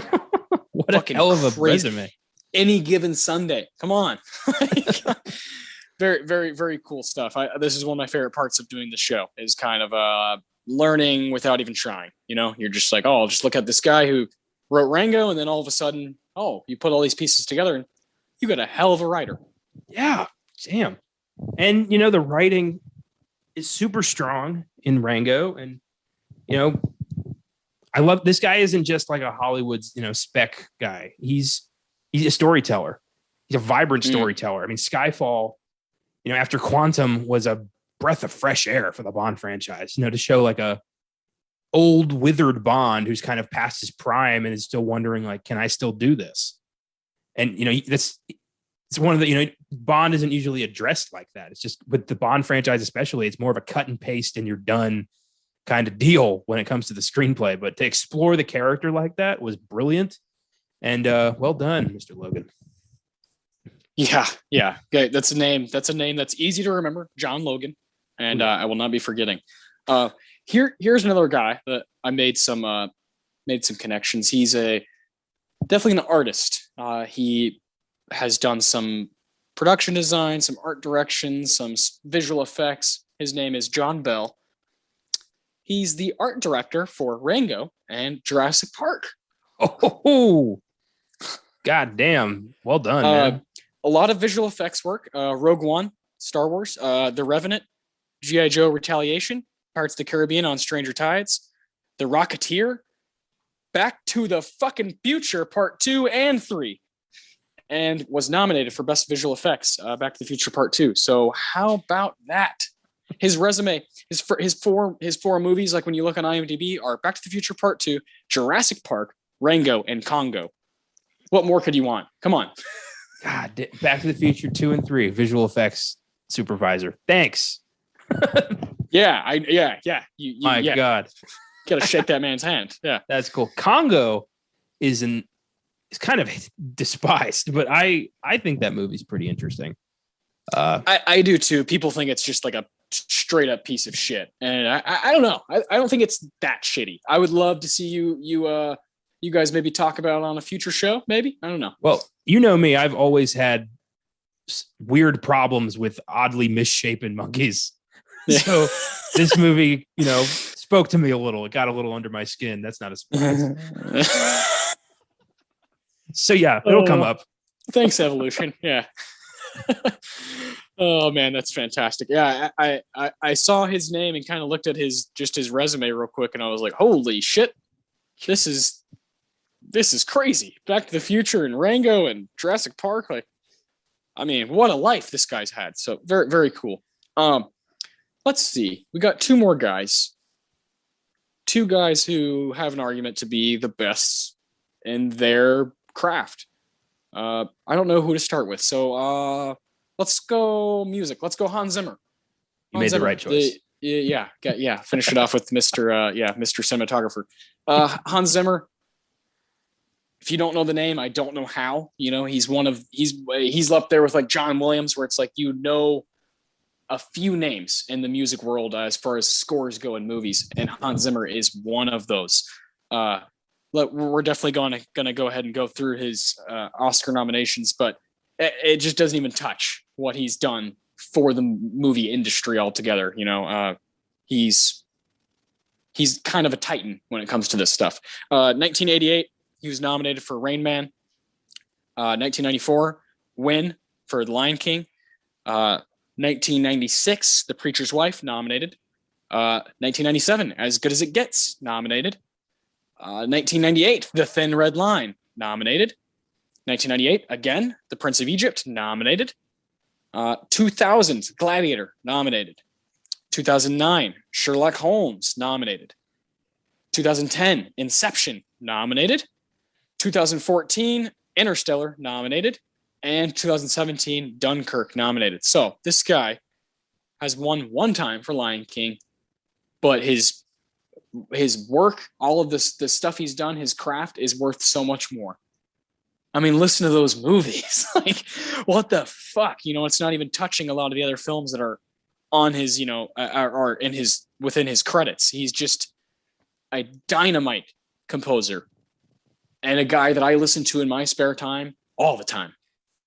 If he was going to win just one, I'm glad he won it for The Lion King. Because that makes sense, right? The score of that movie is beautiful, but this guy is a master. I read somewhere that he was self-taught. I don't know if that's true. I believe it. I'll take it. I mean, I know you've got you're not the biggest fan of Inception, but I'm a recent convert. But, it's entertaining, that's for sure. The score of that movie, though, is brilliant. Time, the piece at the very end of the film might be his greatest feat ever. I can't listen to that bit without getting a little teary-eyed. That is beautiful. Yeah. Dream is Collapsing is my favorite one off that score. The Interstellar score is something else as well. Oh, First Step is beautiful. I know the names of the bits of the soundtrack with Hans Zimmer. Yeah, that's why Hans Zimmer's just that special. Yeah. On my iPod from The Lion King, King of Pride Rock. One of my favorite scores of all time. Yeah. Simba ascending the Pride Rock, becoming king, this, looking up to see Mufasa in the sky. It's, oh God. I can't. Yeah. The guy has 220 credits as a composer. So yeah, have fun, just looking at that stuff. Yeah. He's become, kind of Christopher Nolan's guy. He did the music for the Dark Knight trilogy, which was breathtaking. His bit, aggressive expansion. The Joker's theme is so minuscule, minimal, but it's beautiful. It perfectly, it's the soundtrack to chaos. It's great. Yeah. Yeah. And even, in The Dark Knight Rises, his Gotham's Reckoning is such a great track. He raises everything. Yes, he does. He does his job so well. God, he doesn't get brought up enough. We haven't done enough of his movies, but it's so cool that Rango is the one that we're really able to, have we done any other Hans Zimmer films? Surely. I don't think so. We haven't. This is the first time I think we've really talked about him on this podcast. Yeah. I mean, and this is the guy who did 12 Years a Slave, and like you said, the Dark Knight trilogy and Pirates of the Caribbean. And he's the guy who's doing Dune, Denis Villeneuve's Dune. That's coming out next month. Fuck, this guy's just been a rock star for so long. He's done a lot of films we've talked about as prep, just that come up on the show. He did Shark Tale, he did Matchstick Men, he did Ridley Scott, Gladiator, The Road to El Dorado, The Prince of Egypt, Muppet Treasure Island. Are you kidding me? Driving Miss Daisy. What the hell? It's amazing. I love his. I think The Da Vinci Code is such an underrated movie to start with, but the score to that movie is beautiful. So just. He's one of those guys who's provided so much incredible music to the industry. And I love that he's still going. He's not retired or anything. Like you said, he's doing Dune, which I'm becoming less and less excited about due to Denis Villeneuve's, disparaging comments towards various directors, which I think is a shit move. It is a very shit move. Yeah. No, I might see that one at home just to spite the guy, but whatever. I'm excited. The music in the trailer is beautiful, and I'm assuming he did that. Yeah. Yes. Exactly. I think one of my personal favorite things he's done is his score on True Romance, 1993. There's some stuff in there that's shouting out like old 70s films, and it's just like, God, how the fuck do you do this? How do you have all of this knowledge to just do that? Like, I don't understand. Is True Romance that bouncy kind of I have had that stuck in my head for like 6 months. I've been trying to figure out what the fuck that's from. It's True Romance. Yeah. Oh my God. It is True Romance. It's taken from it's like basically copying what's it called? Terrence Malick's film from the 70s, Badlands. 1973, I believe. Let me make sure. Yeah. It's like essentially that same kind of and it's just like, what the fuck? This is great. I love movies. Yeah, Hans Zimmer. Yeah, he's the man. Had to kind of give him his flowers, right? He's just one of the best in the business. Yeah, maybe argument could be made for the best. I think it's really between him and John Williams. Well, I would throw Alan Silvestri, Thomas Newman, like these guys into the mix. Yeah. It's Zimmer versus Williams for the GOAT. Let's be honest here. Yeah, as far as most stuff, they've just worked constantly, whether it be films like True Romance or Pirates of the Caribbean, these monster epic films that make shit tons of money and everybody is going to hear the score. That he can do both. Oh yeah, it's sometimes you forget just how many films he's had his hands in, and yeah, it's pretty breathtaking. It is. You gotta love it. This next guy, you could say the exact same things we just said about him. The cinematographer for Rango is, in my opinion, from the research I've done, it's either him or Emmanuel Lubezki for the GOAT of all time when it comes to cinematography. It's Mr. Roger Deakins. We have our biggest award of this show named after him. The guy is just perfect. He's just perfect. Totally understands every film he works on. He never fucks up. The movie around, same with Hans Zimmer. The movie around him could be fine, but that part is always like A+, like just out of this fucking world. Roger Deakins has 2 wins as a cinematographer. Should have a lot more, probably. His resume is fucking incredible. It starts off with The Shawshank Redemption, 1994 nomination. Fargo, 1996 nomination. Kundun, 1997 nomination. Oh Brother, Where Art Thou, 2000 nomination. The Man Who Wasn't There, 2001 nomination. No Country for Old Fucking Men, 2007 nomination. The Assassination of Jesse James by the Coward Robert Ford, 2007 nomination. How the fuck do you work on No Country and Jesse James in the same year? Like, what is even wrong with you? The Reader, 2008 nomination. True Grit, 2010 nomination. Very underrated movie. Skyfall, 2012 nomination. Prisoners, speaking of Denis Villeneuve, 2013 nomination. Unbroken, 2014 nomination. Sicario, 2015 nomination. And his 2 wins come from his latest nominations, which is Blade Runner 2049 and 1917. Got the dub for both of those. Obviously works with people multiple times.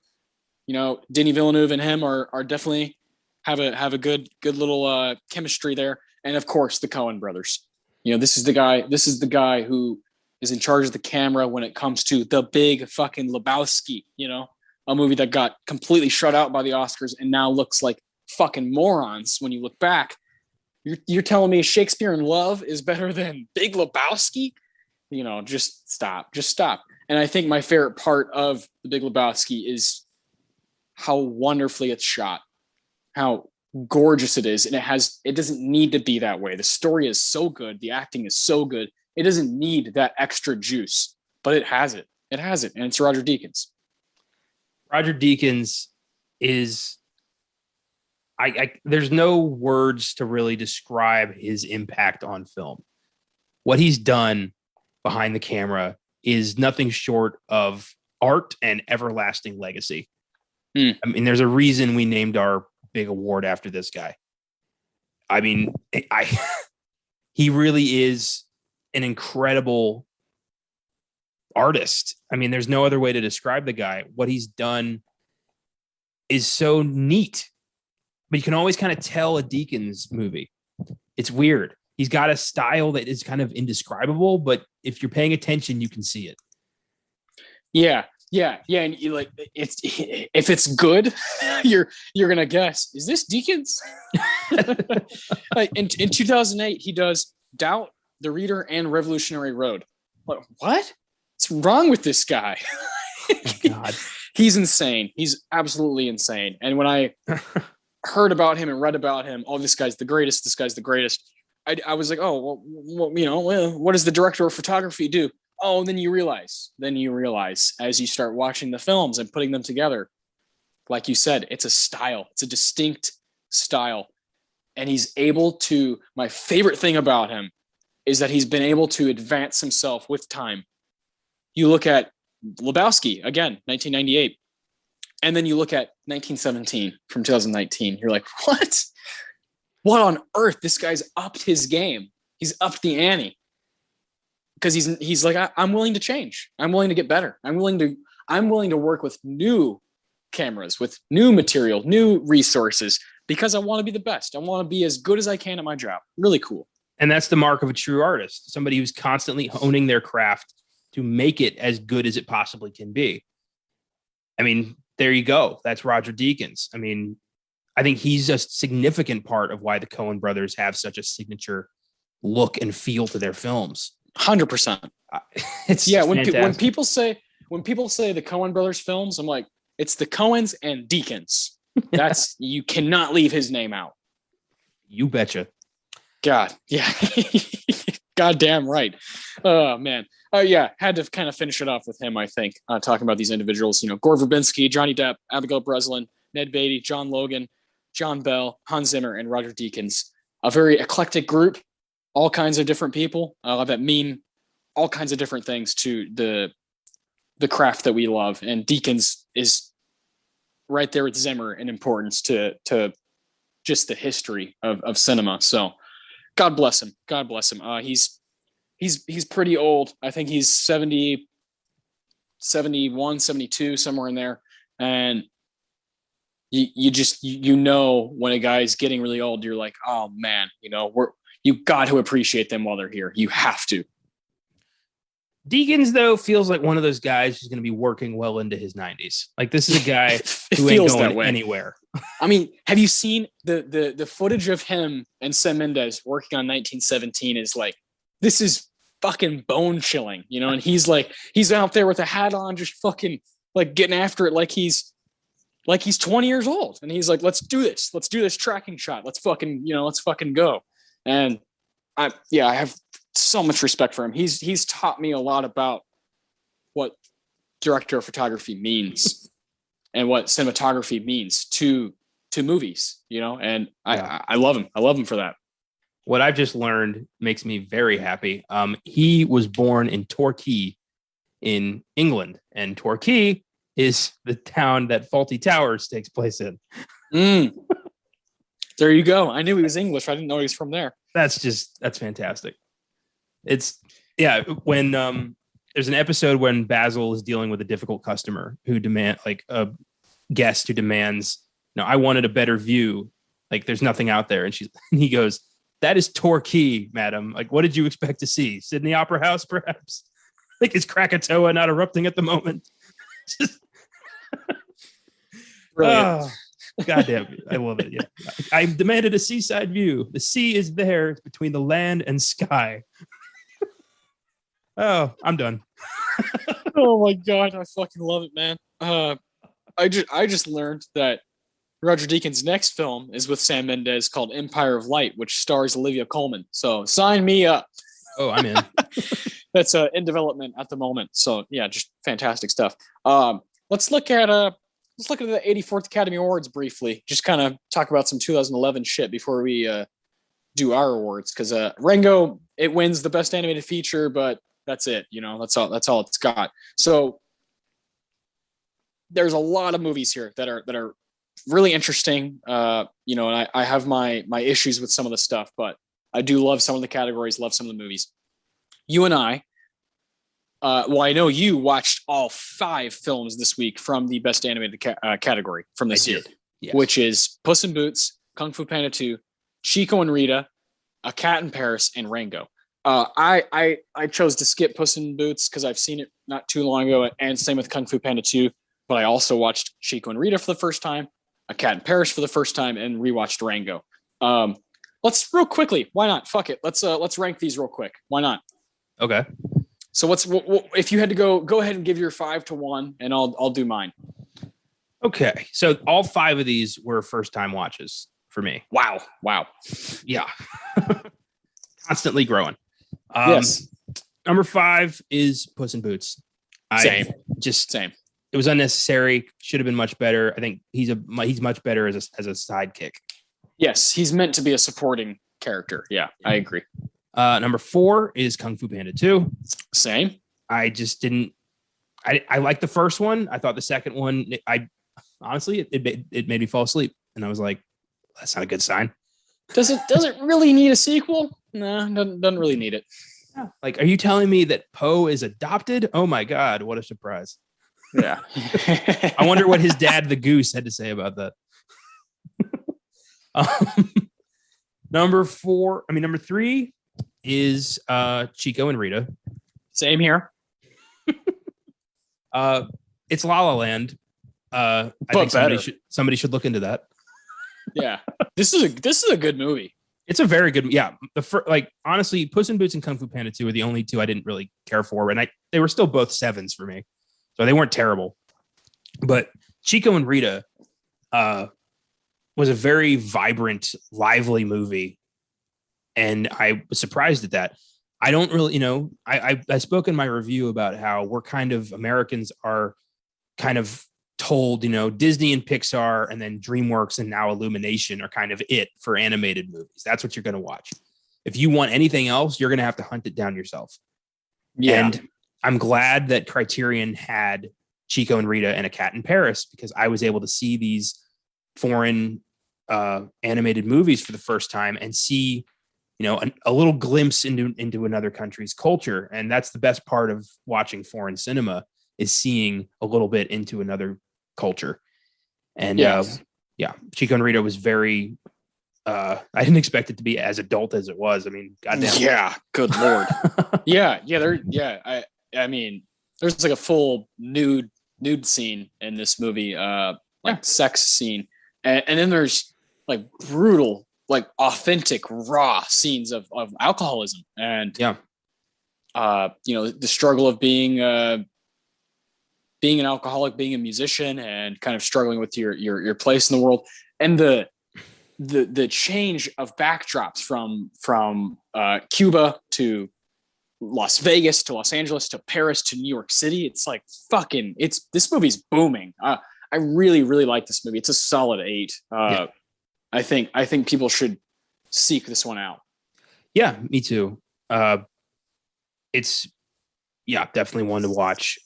My number 2 is A Cat in Paris. Same. I knew this was going to happen. Yep. I didn't expect to like that one, because the French films I've seen have been up their ass and just pretentious and plotless and aimless and boring. And I was just like, it's an hour 4, but it's going to feel like 3. And I was dead wrong. This is a whimsical little adventure of a cat leading a double life that ends up fucking with a lot of people. And it reminded me of like a Looney Tunes episode. Yes. It was cute. Slapstick. Yeah. It was funny. It was nice. It was sweet. And I liked that. And then obviously number 1's Rango. It deserved it. Straight up. This is an interesting category though. I think I agree with you. Those last 2, Kung Fu Panda 2 and Puss in Boots, are both at like a 7, 6 or 7. Like I wouldn't really recommend them to somebody who's trying to watch a good movie. But Chico and Rita is an experience in itself and is the superior film to La La Land. La La Land is very similar in its kind of storytelling devices. At one point, there's even like a scene where Rita is watching after Rita LaBelle becomes kind of famous, and she's watching him play piano. It's like the exact same thing as the end of La La Land when Emma Stone's watching Ryan Gosling. I can't remember Emma Stone's name, but Ryan Gosling plays Sebastian in La La Land, and I think Mia. I think that's right. Pretty sure that's right. And Mia's watching Sebastian play the piano, and she's just like, "Oh shit, this guy's kind of hot," And Rita definitely thinks the same thing with Chico. And there's a scene of like brutal violence in the movie after a bad drug deal, and just crazy. It's really crazy. I highly recommend this for movie watchers. And same with The Cat in Paris, man. Just that kind of raw 2D, just looks like a piece of art. Looks like a painting. I loved watching the cat burglar. I loved watching him just kind of move his way around, kind of like Mr. Fantastic, moving around these people. It was hilarious.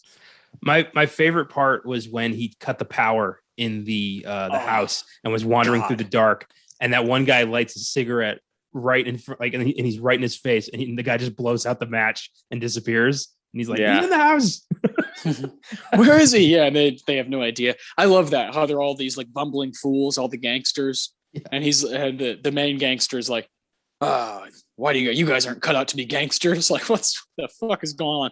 It's great. I had a blast with both of those. And then Rango is in a class of its own. I haven't seen it, but I am surprised that the Adventures of Tintin didn't get in here. A lot of people were surprised about that one. Yeah, that was definitely people took issue with that. Just like, wait a minute, this movie's amazing. Why is it not here, and why is it not competing and winning? Yeah, I get why Cars 2 isn't here. Yeah, that one makes sense. But it is one of the rare years where Pixar is completely shut out. That does not happen very often. But when you're going to make Cars 2, that's going to be that year. I think it's actually the only time, since they could compete in the category. I was reading about that. I think it's the only one that didn't even get a nomination, which just makes sense. Damn. Yeah. Looking back, was 2016 though. Was Finding Dory up? Oh yeah, for sure. Let me make sure, but I'm pretty 100% on that one. I'll find out right now. Finding Dory. Because I know Zootopia took home the gold, but I remember thinking like it's weird that they're. No, it didn't. Oh, it was up for the BAFTA. That's it. Wow. Yeah. So Pixar got shut out then too. So 2016 and 2011. Those are the two nothing years. I mean, yeah, even I know Brave got one, obviously Inside Out. I wonder if The Good Dinosaur did. Let's look that one up. It didn't. That's tough. But that was 2014, right? 2015 for The Good Dinosaur. Oh, so it had Inside Out to go for. Oh, okay. That's why. I was going to say why. Yeah. Okay. Yeah. They chose one. Yeah. Makes sense. That's a hell of a track record. Oh yeah. They've totally dominated since it kind of came about. For Monsters Inc. on, they've just kind of crushed that category. Yep. Yeah, man. I love it. I love that you watched all 5 of these and came out thinking Rango is the winner, because it is. Right away, right above, I'm looking at just the simple Wikipedia page for the 84th Academy Awards. Right above, animated as original screenplay. I mean, Midnight in Paris is fine, but it beats A Separation, which just I have major issue with. A Separation is one of the best movies at this ceremony, and I don't know how a soul could watch those 2 movies and pick Midnight in Paris over it. I like Midnight. It's fun. I think it's a fun one. It's really cool to see these different artists come back to life. But it's like, I don't know. I mean, is it even Woody Allen's best work? Come on. Like, what's going on? Of that bunch, of Separation's the only one I have not yet seen. Which is unfortunate. You're gonna love it. Oh, I know. Man. That's one. Say it again. There's few films here I haven't seen. When I did my big watch, I took down a good chunk of this particular show. Yes. But there's still a few here I haven't gotten to, which is unfortunate. Yeah, so it's always nice to be able to get to those. those random ones. This is a really cool performance. I wouldn't say all the performances are great, but the people that won, Octavia Spencer, Christopher Plummer, Meryl Streep. Of course, the artist kind of dominates these categories. And that I remember as a kid, that blew me away. I was 16 when these movies came out, and I was just like, "What?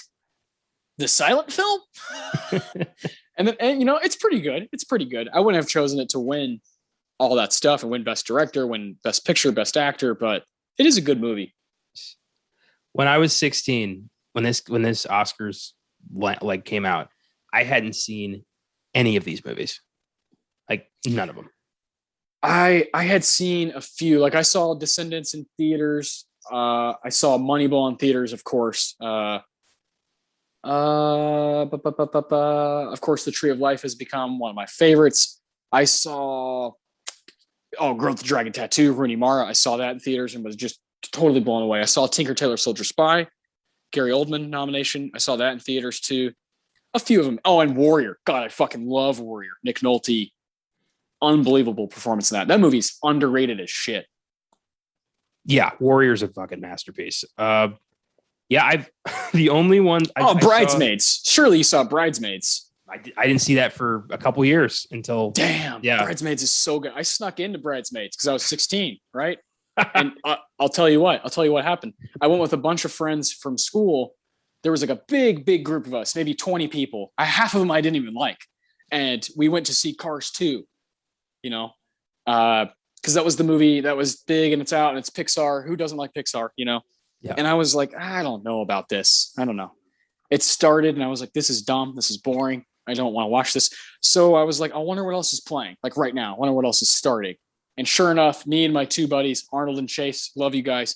We walked right across the hallway and Bridesmaids was just about to start. And we were like, fuck it. We were at Northwoods here in San Antonio. Regal Northwoods, and we walked right in, and it was like literally starting. Like the previews had just ended, and we were like, "Let's go!" And we watched Bridesmaids while all these other fuckers watched Cars 2.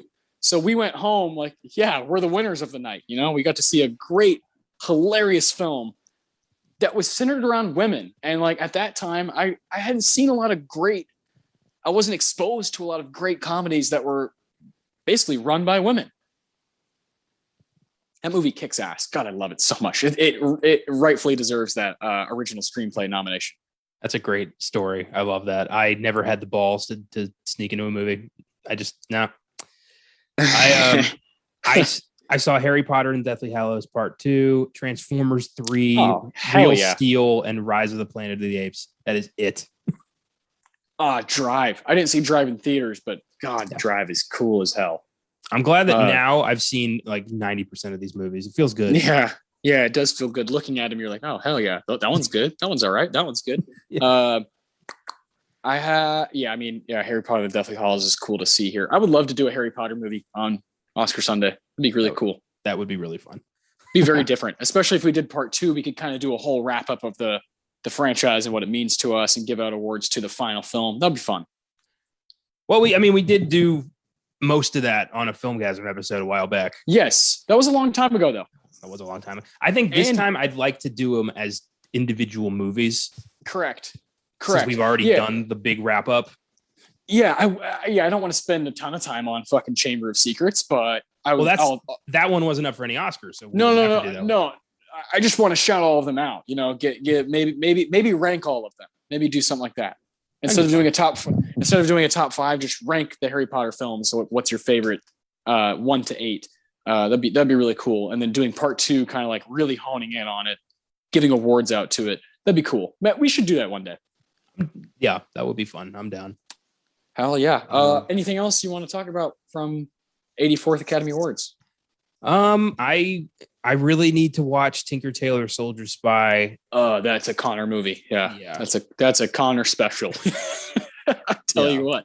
I got to watch that one, The Girl with the Dragon Tattoo, and Albert Nobbs. Those are the ones I want to prioritize. I haven't seen Albert Nobbs either. Yeah. But other than that, it's interesting. I would completely take The Tree of Life out of this. I don't care for that movie. Yeah, no, I know. I know. It's one of the rare like you have it as like a 5 or some shit, and I have it as a 4, and I have it at a 10, and it's like, oh shit, we're different. Yeah, it's definitely one of the ones you can pinpoint. That one in Faces, John Cassavetes, 1968. We think way differently about those movies, which I love. I love when that happens because it's good. It's good to not always agree like we do about Batman Beyond: Return of the Joker. Yeah, yeah. It's always good. It's always good to remind people that we're not a goddamn hive mind. Mm-hmm. Exactly. That's exactly right. I love that. Yeah. I'm glad we can agree that Moneyball is the king. Yeah, that's the movie of this awards. That's a fucking masterpiece. It's the movie of 2011 for me. It's like you got to see that film. The cast, the direction from Bennett Miller, the story is so American. It's so like little guy versus big guy. We'll do whatever we have to rally the troops.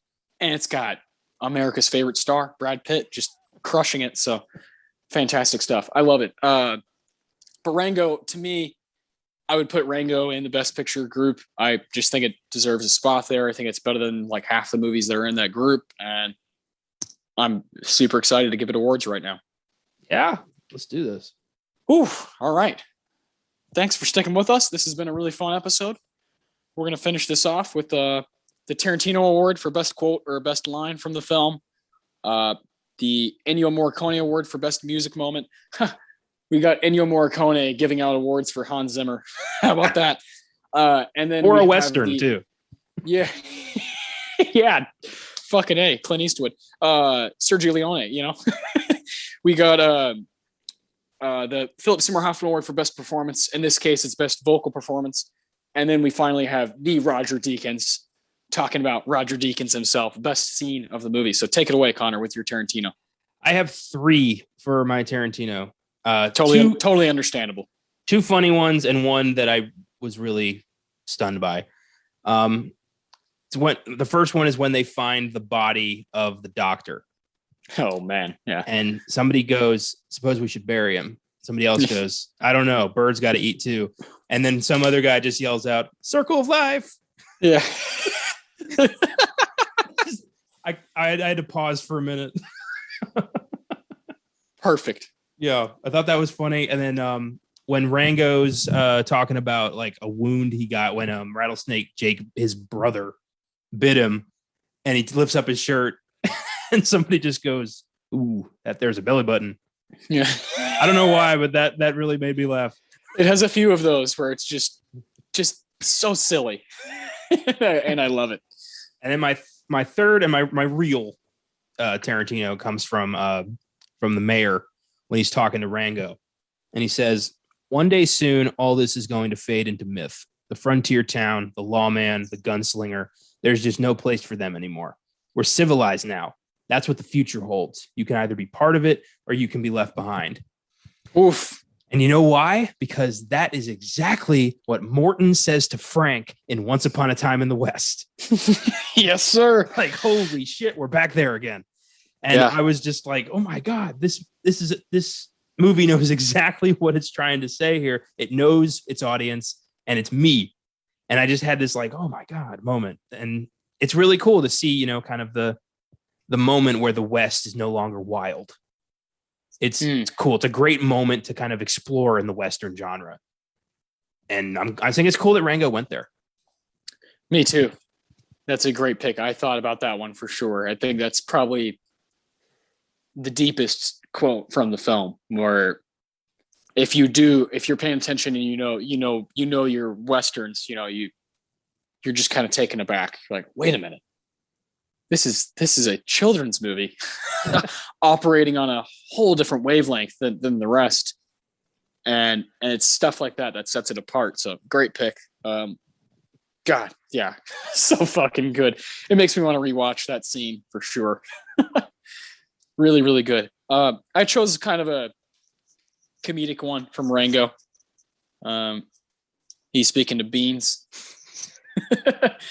He says, and it's just it's Johnny Depp doing Johnny Depp stuff where like when he's in Pirates of the Caribbean and he's like, why is the rum always gone? It's stuff like that only he can pull off. And he says, I couldn't help but notice you noticing me, noticing you. And I always like lose it in that moment. I always just crack up because his delivery is so good. And when you say it slowly, I couldn't help but notice you noticing me, noticing you. That is a great pickup line. Yeah, it's fantastic. If you can go up to a girl that you think is attractive and actually say that the way he does, hats off to you. You deserve the world.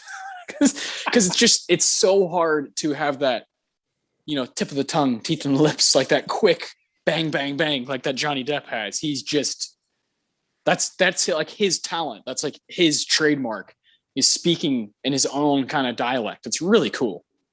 Yeah, that's great. That's a great character moment for Rango. Right on. Or when he is thinking in his own head and he's like, who am I?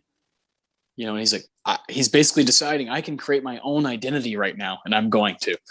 Fuck it. So awesome. I love that shit. I love that in movies. I love that storytelling. It's so cool. Yeah, I noticed, but I'm hesitant to say it, but I did notice a few similarities to Shark Tale in that, like vanquishing the big monster and becoming the town hero under false pretenses. But Rango did it so much better. Yeah. I understand that kind of. It's like Shark Tale wanted to be this, simple classic type story inside of a kids movie, and Rango's like, no. It doesn't have to be inside of a kids movie. Make the kids movie elevate to a whole nother level. Take it to 10. Do it. Yeah, we don't need racially stereotyped fish to make this work. Like, I love that the townsfolk of Rango are just Western movie stereotypes. The town doctor, the town freak, like the town fool, the mayor, the gunslinger. It all works. The bartender, yeah. God, it's so cool. His posse fucking rules. Rango's posse is the shit. Yeah, that's great. I love it. What's your Ennio Morricone award? At first, it was the music that was playing when the hawk is chasing Rango, because it reminded me so much of the opening bit of Raising Arizona. Yeah. Yeah, exactly. Yes. However, that changed when I got a banjo rendition of Ride of the Valkyries. Yep. I was at first, when the music like starts, when it starts charging up, and I'm like, here we go. And then they start plucking the fucking banjo to the music. I couldn't believe it. Yeah. Neither can I, man. Neither can I. This score and the soundtrack combined is just heaven. It's Austin Johnson's heaven. I'll tell you what, man. I love Hans Zimmer's ability to meet wherever it needs to be met. He'll just meet it. It's so cool. And you have like Rick Garcia, Herbert von Karajan, all these different people, George Del Hoyo, all these awesome artists that are like, they're so original and so much themselves. And in this movie, it just works perfectly. Like Rango's theme is so fucking awesome. Rango. And this came out before Django. How about that? True, but it's probably paying homage to the 60s Django. It with is. All this it shit. is. It just came out before Tarantino's. Yeah. So cool. God, I love that. I'm really honestly deciding right now what my Ennio Morricone award is. I love everything about this soundtrack and score, but I do think Hans Zimmer touch shines the brightest on the track Rango Returns, when obviously he's going back to dirt, and it's just epic. It's just as good as anything you hear in the and it's just as good as the stuff you hear when Batman's fucking rolling up in the Nolan trilogy, like boom boom boom. It's just as good as that, but it's this chameleon who's coming back to dirt after lying to all these different creatures, and it's that moment with Timothy Olyphant, Spirit of the West, which is just a brilliant scene. It's after that, and you're just kind of kind of struck by everything that's happening. You're like, oh my God, this movie's on top of everything. And I love that. I love that about it. Again, I could talk about its commitment to the Western genre and what it's trying to do for the animated genre as a whole. Just, I could talk about it all day. And it's stuff like that where it's just as good as any other piece of score you could hear, not just for an animated movie. It's really cool. Yeah, that's the power of Hans Zimmer is what he can do.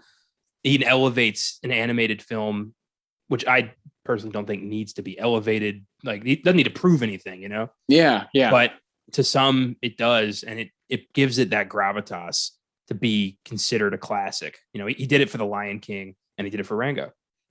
Yeah, straight up. Very cool. Very cool. God, this is great. Love this movie. Philip Seymour Hoffman Award. Who do you got? This is interesting because there's a lot of contenders here. Tons. Yeah. But I was not expecting Bill Nighy as Rattlesnake Jake. Oh man, where do you think I come from? Oh my God, he was terrifying. He has a minigun on his rattler. But just I didn't expect him to do like a Western kind of American accent and pull it off so well. And when he starts talking, his actions, I'm like, holy fuck, it's Frank. It's Frank from Once Upon a Time in the West. Like, it's the same evil gunslinger who's working for the politician to keep shit in line. Yeah. The movies this film draws from, it's so cool.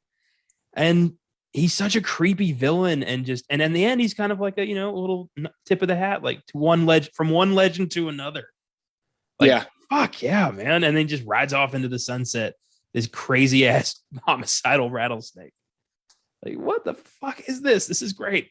So cool. And I love that he's even this massive, giant, scary, like sadistic rattlesnake also is scared of something, scared of the hawk. Yeah. It's like everyone, circle of life. Yeah. Reminded me of Hopper. Yes. Oh man, Hopper. Yeah, it's another great character, another great villain. I have no problem with that pick. I think he adds a whole another layer of darkness to the film, and it's needed in that stretch. You're like, okay, well, something's on the horizon, and we need it now. Like as a fan and as a watcher of the movie, you're like, I'm ready for it to go there, and when it goes there, it's fucking nuts, and when he squeezes beans, like, oh Jesus, no, it's so cool. And then to see him take out the mayor is pretty satisfying. Extremely. But he makes like some real legit threats. Like, he's the look in his eye. He's scary, man. It's impressive. It's a great performance. Bill Nighy does such a great job with villains, and he had that relationship with Verbinski from Davy Jones. Yep. So it makes sense. Yeah. Do you fear death? God damn. I love that. I also, one of the best scenes from Rango to me is when he shoots a wounded bird. Yeah. That scene is wild, and it's just kind of like, oh my God, that's like one of the most badass characters, in the movie, played by Gil Birmingham, and he great classic voice. Yeah. And just perfect for the genre. And when you see Wounded Bird go down, you're like, oh fuck, I thought that guy was untouchable. People don't get shot in kids' movies. No. Yeah, do you see Toy Story and Buzz fucking slinging fucking miniguns around? No, no, it ain't happening. Zurg's got little like ping pong balls he shoots out of his fucking, like it's just crazy. It's just crazy when you really break it down. You're like, oh my God, it really should be PG-13. Yeah, my God. Like, would you? I'm curious, actually. Would you like? Did your daughter watch this with you? No, I don't think she would like it. I don't think it's bright enough for Willow. That makes sense. Willow's like 2.5. She loves like Trolls, like really bright stuff, Finding Nemo, Inside Out, movies that are just pop. And Rango, while it's gorgeous, to a trained eye, like an eye that really watches movies. Yeah. But if you're just watching like when they're in the saloon, it's like it's like a bunch of brown and black and gray, like the color palette. No, I love it. It's a town called Dirt. What do you expect? Yeah, exactly. And I also think like the beginning of the movie, like when he comes across Alfred Molina's roadkill character. Yeah. It's just like it immediately kind of draws a line in the sand and is like, okay, you're either like, this is either for you or you're just kind of like, what the fuck am I watching? And you're out. It's unusual how this was marketed to like kids that young, like to children. And this is like, I feel like very few kids are going to take anything away from this.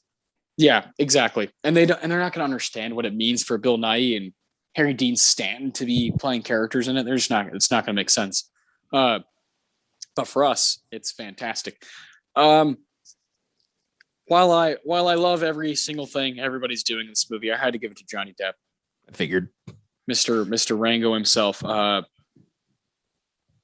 Everything he does in this is the very beginning of the movie when he's in his tank and he's, just talking to Victor, the tree.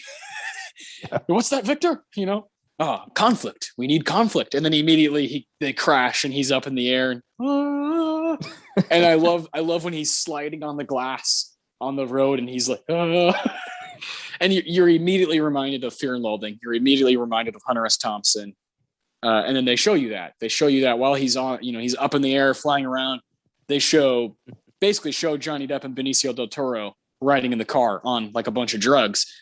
And it's just, you immediately know you're in for a ride. And this character means a whole lot to me. He's one of my favorite protagonists of any animated movie. And I had to give it to Johnny Depp, had to give it to Mr. Rango. Yeah, no argument here. He is lights out good in this. And the scene where he flips onto the windshield of Hunter S. Thompson with Gonzo in the backseat is my honorable mention for my Deacons, because I was like, I gotta bring this up. I can't just let that go. This is fantastic. A Terry Gilliam movie that just fucking rules, and that book is awesome. So yeah, I love all those little shout outs. Yeah, it's fantastic. And then for him to just go like, oh, it's another one. Mm-hmm. Like, yeah, because if you've seen Fear and Loathing, you know that they're on all kinds of uppers, downers, wazzies, woozies.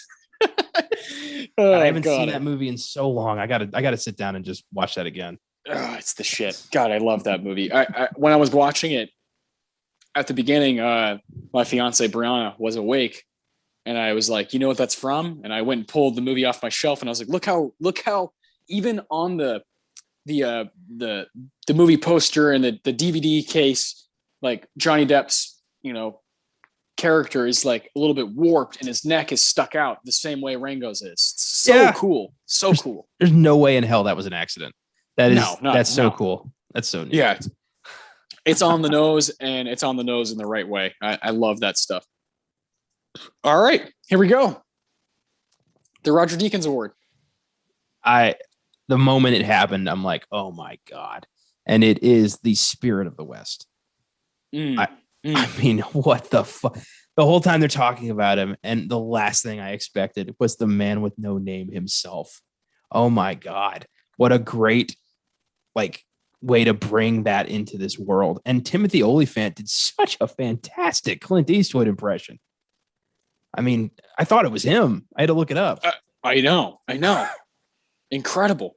In his studio stage golf cart with his stack of awards in the back, and just it's Clint in the poncho giving Rango sage advice from beyond, from the world beyond. Amazing, fantastic. I was floored. I was like, they're actually doing this. Like, he's actually there.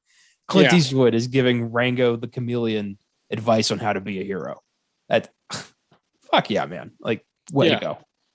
Yeah, you can't walk out of your own story, man. Yeah, it's so cool. Yeah, that's great. God.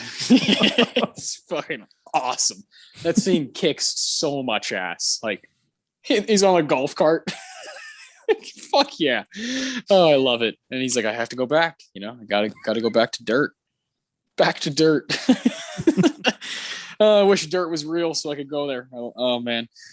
Yeah, that was that's always been one of my favorite scenes from this film, and it will remain that way as I fall more in love with Clint Eastwood as I watch more of his movies, and it's just going to go hand in hand. It's perfect. I chose the batshit crazy Mad Max like wagon chase. Yeah. So Rango and his posse, they are convinced that these robbers that robbed the bank in the film, they're convinced that it's Balthazar, Harry Dean Stanton's character, and all these crazy characters. They're the ones who robbed it, right? And so him and his posse of it's like 10 creatures, they go and find them in their hideout, and it becomes this wild chase where they're on a wagon with the water bottle that has sand in it. And these fuckers are riding on bats, and they're like, oh, let's go, and it's the most jaw-dropping animation I think I've ever seen. It's like, what is this chase through this canyon? And if you were to pull way back, you forget a lot of these creatures are tiny, and you're so caught up in their world that you're like, no, this is all that matters.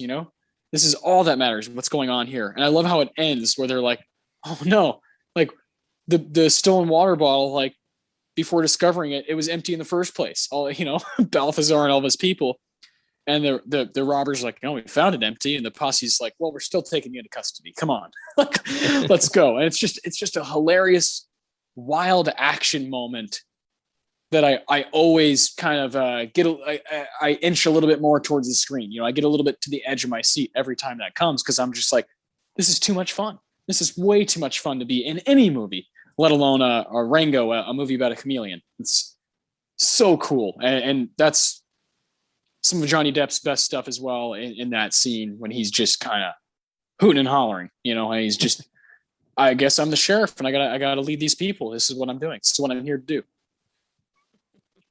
Yeah, that was insane. That was wild. That was fun. That's where you get my awesome banjo rendition of Ride Exactly. of the Valkyries. Yes, exactly. They're yeah. Oh man, fantastic pick. Oh, I love it. You could really go with anything. I think when he initially walks into dirt and he's in the saloon, and all these guys are like real tough and looking at him, and then he's got the toothpick in his mouth, and he's like talking about how he killed the brothers, and he's like, all 7 of them? And he's like, yeah, with 1 bullet. It's so cool. And then that comes full circle later on, when he literally uses 1 bullet to break the glass, and all the water falls out, and then shit just goes crazy. So it's a masterful movie, masterful work, an easy 10 out of 10 for me. And again, if you haven't seen it, I don't know what you're doing with your life. It's an 8 for me.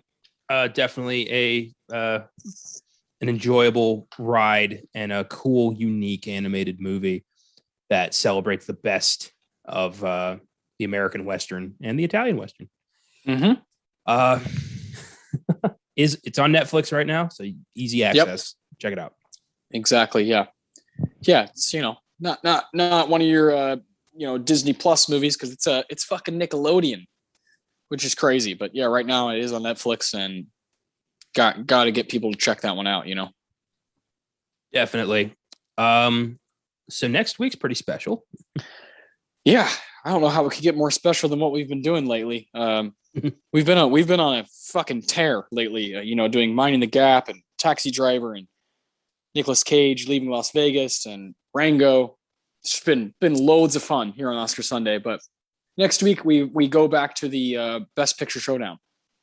It'll be episode 70 next week. You and I have been wanting to shout out some films that are hitting anniversaries, and it feels like it's time to do 1971. Feels like it's the time is right. 50 years these movies came out, 50 years ago. So it's French Connection, A Clockwork Orange, Fiddler on the Roof, Last Picture Show, and Nicholas and Alexandra. Those 5 were up for Best Picture. Of course, French Connection won. Also won the most awards at that show, the 44th Academy Awards. It won 5. Of course, Gene Hackman, the dog, the man, the legend. He won Best Actor for his role, and I'm super excited to kind of share my exact thoughts and my exact passion for French Connection, while at the same time doing a showdown, which is going to be tough because these 5 movies have something to say.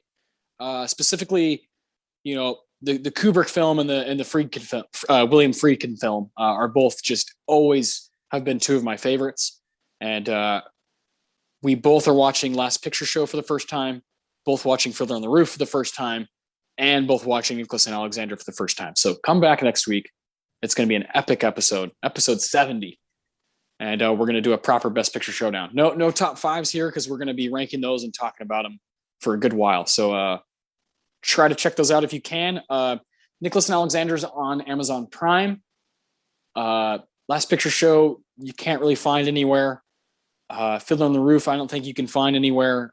Clockwork Orange, I've owned it for so long, I'm not really sure what it's on. I think it's on Netflix. That sounds I might right. be wrong. Let me make sure in case people want to give it a go. And then what's the last one that I haven't mentioned? Oh, French Connection. That I don't know. That one's so easy to just find though on DVD or get access to. Yeah, it's not on anything right now. French Connection and Clockwork Orange, Stanley Kubrick masterpiece is not on anything either. So damn, those are movies that people should have just seen by now. Yeah, if you're listening to this show, you know some of these movies. You've seen them. You've seen them. Come on, let's be honest here. Yeah, come on. This is interesting for the whole Filmgazm Productions thing, because this is the first time a Filmgazm episode will be an Oscar Sunday episode. Correct. French Connection, we did that as a bonus when we did The Exorcist back in the day. William Friedkin, baby. Yep. So this will be interesting. Set a cool precedent. Yeah, I mean, I'm uber excited because the biggest thing about this show is giving out those specific awards to a specific film. Yeah. And that's how you're really able to kind of process what you love about something. And French Connection, it's time. It's time. Absolutely. So Monday's sneak preview is going to be very interesting. Caleb and I are tackling a top 10 horror films of the 2000s. So 2000 to 2009. We did not want to see Dear Evan Hansen, and we are kind of done with Netflix's output for a while. So we wanted to do our own thing. And going forward, we're going to be doing this a lot when it's a movie we just don't give a fuck about. That's totally fair. And then on Wednesday, we're having an epic folk horror Filmgazm episode on The Wicker Man. So that is going to be so much fun. Josh's forte is folk horror. He's very excited about this. This was his pick. So tune in Wednesday for that. It's going to be a blast. Yeah, that's going to be really cool. Very cool week. This was fun as hell. Can't wait for a showdown next week. And we will see you then.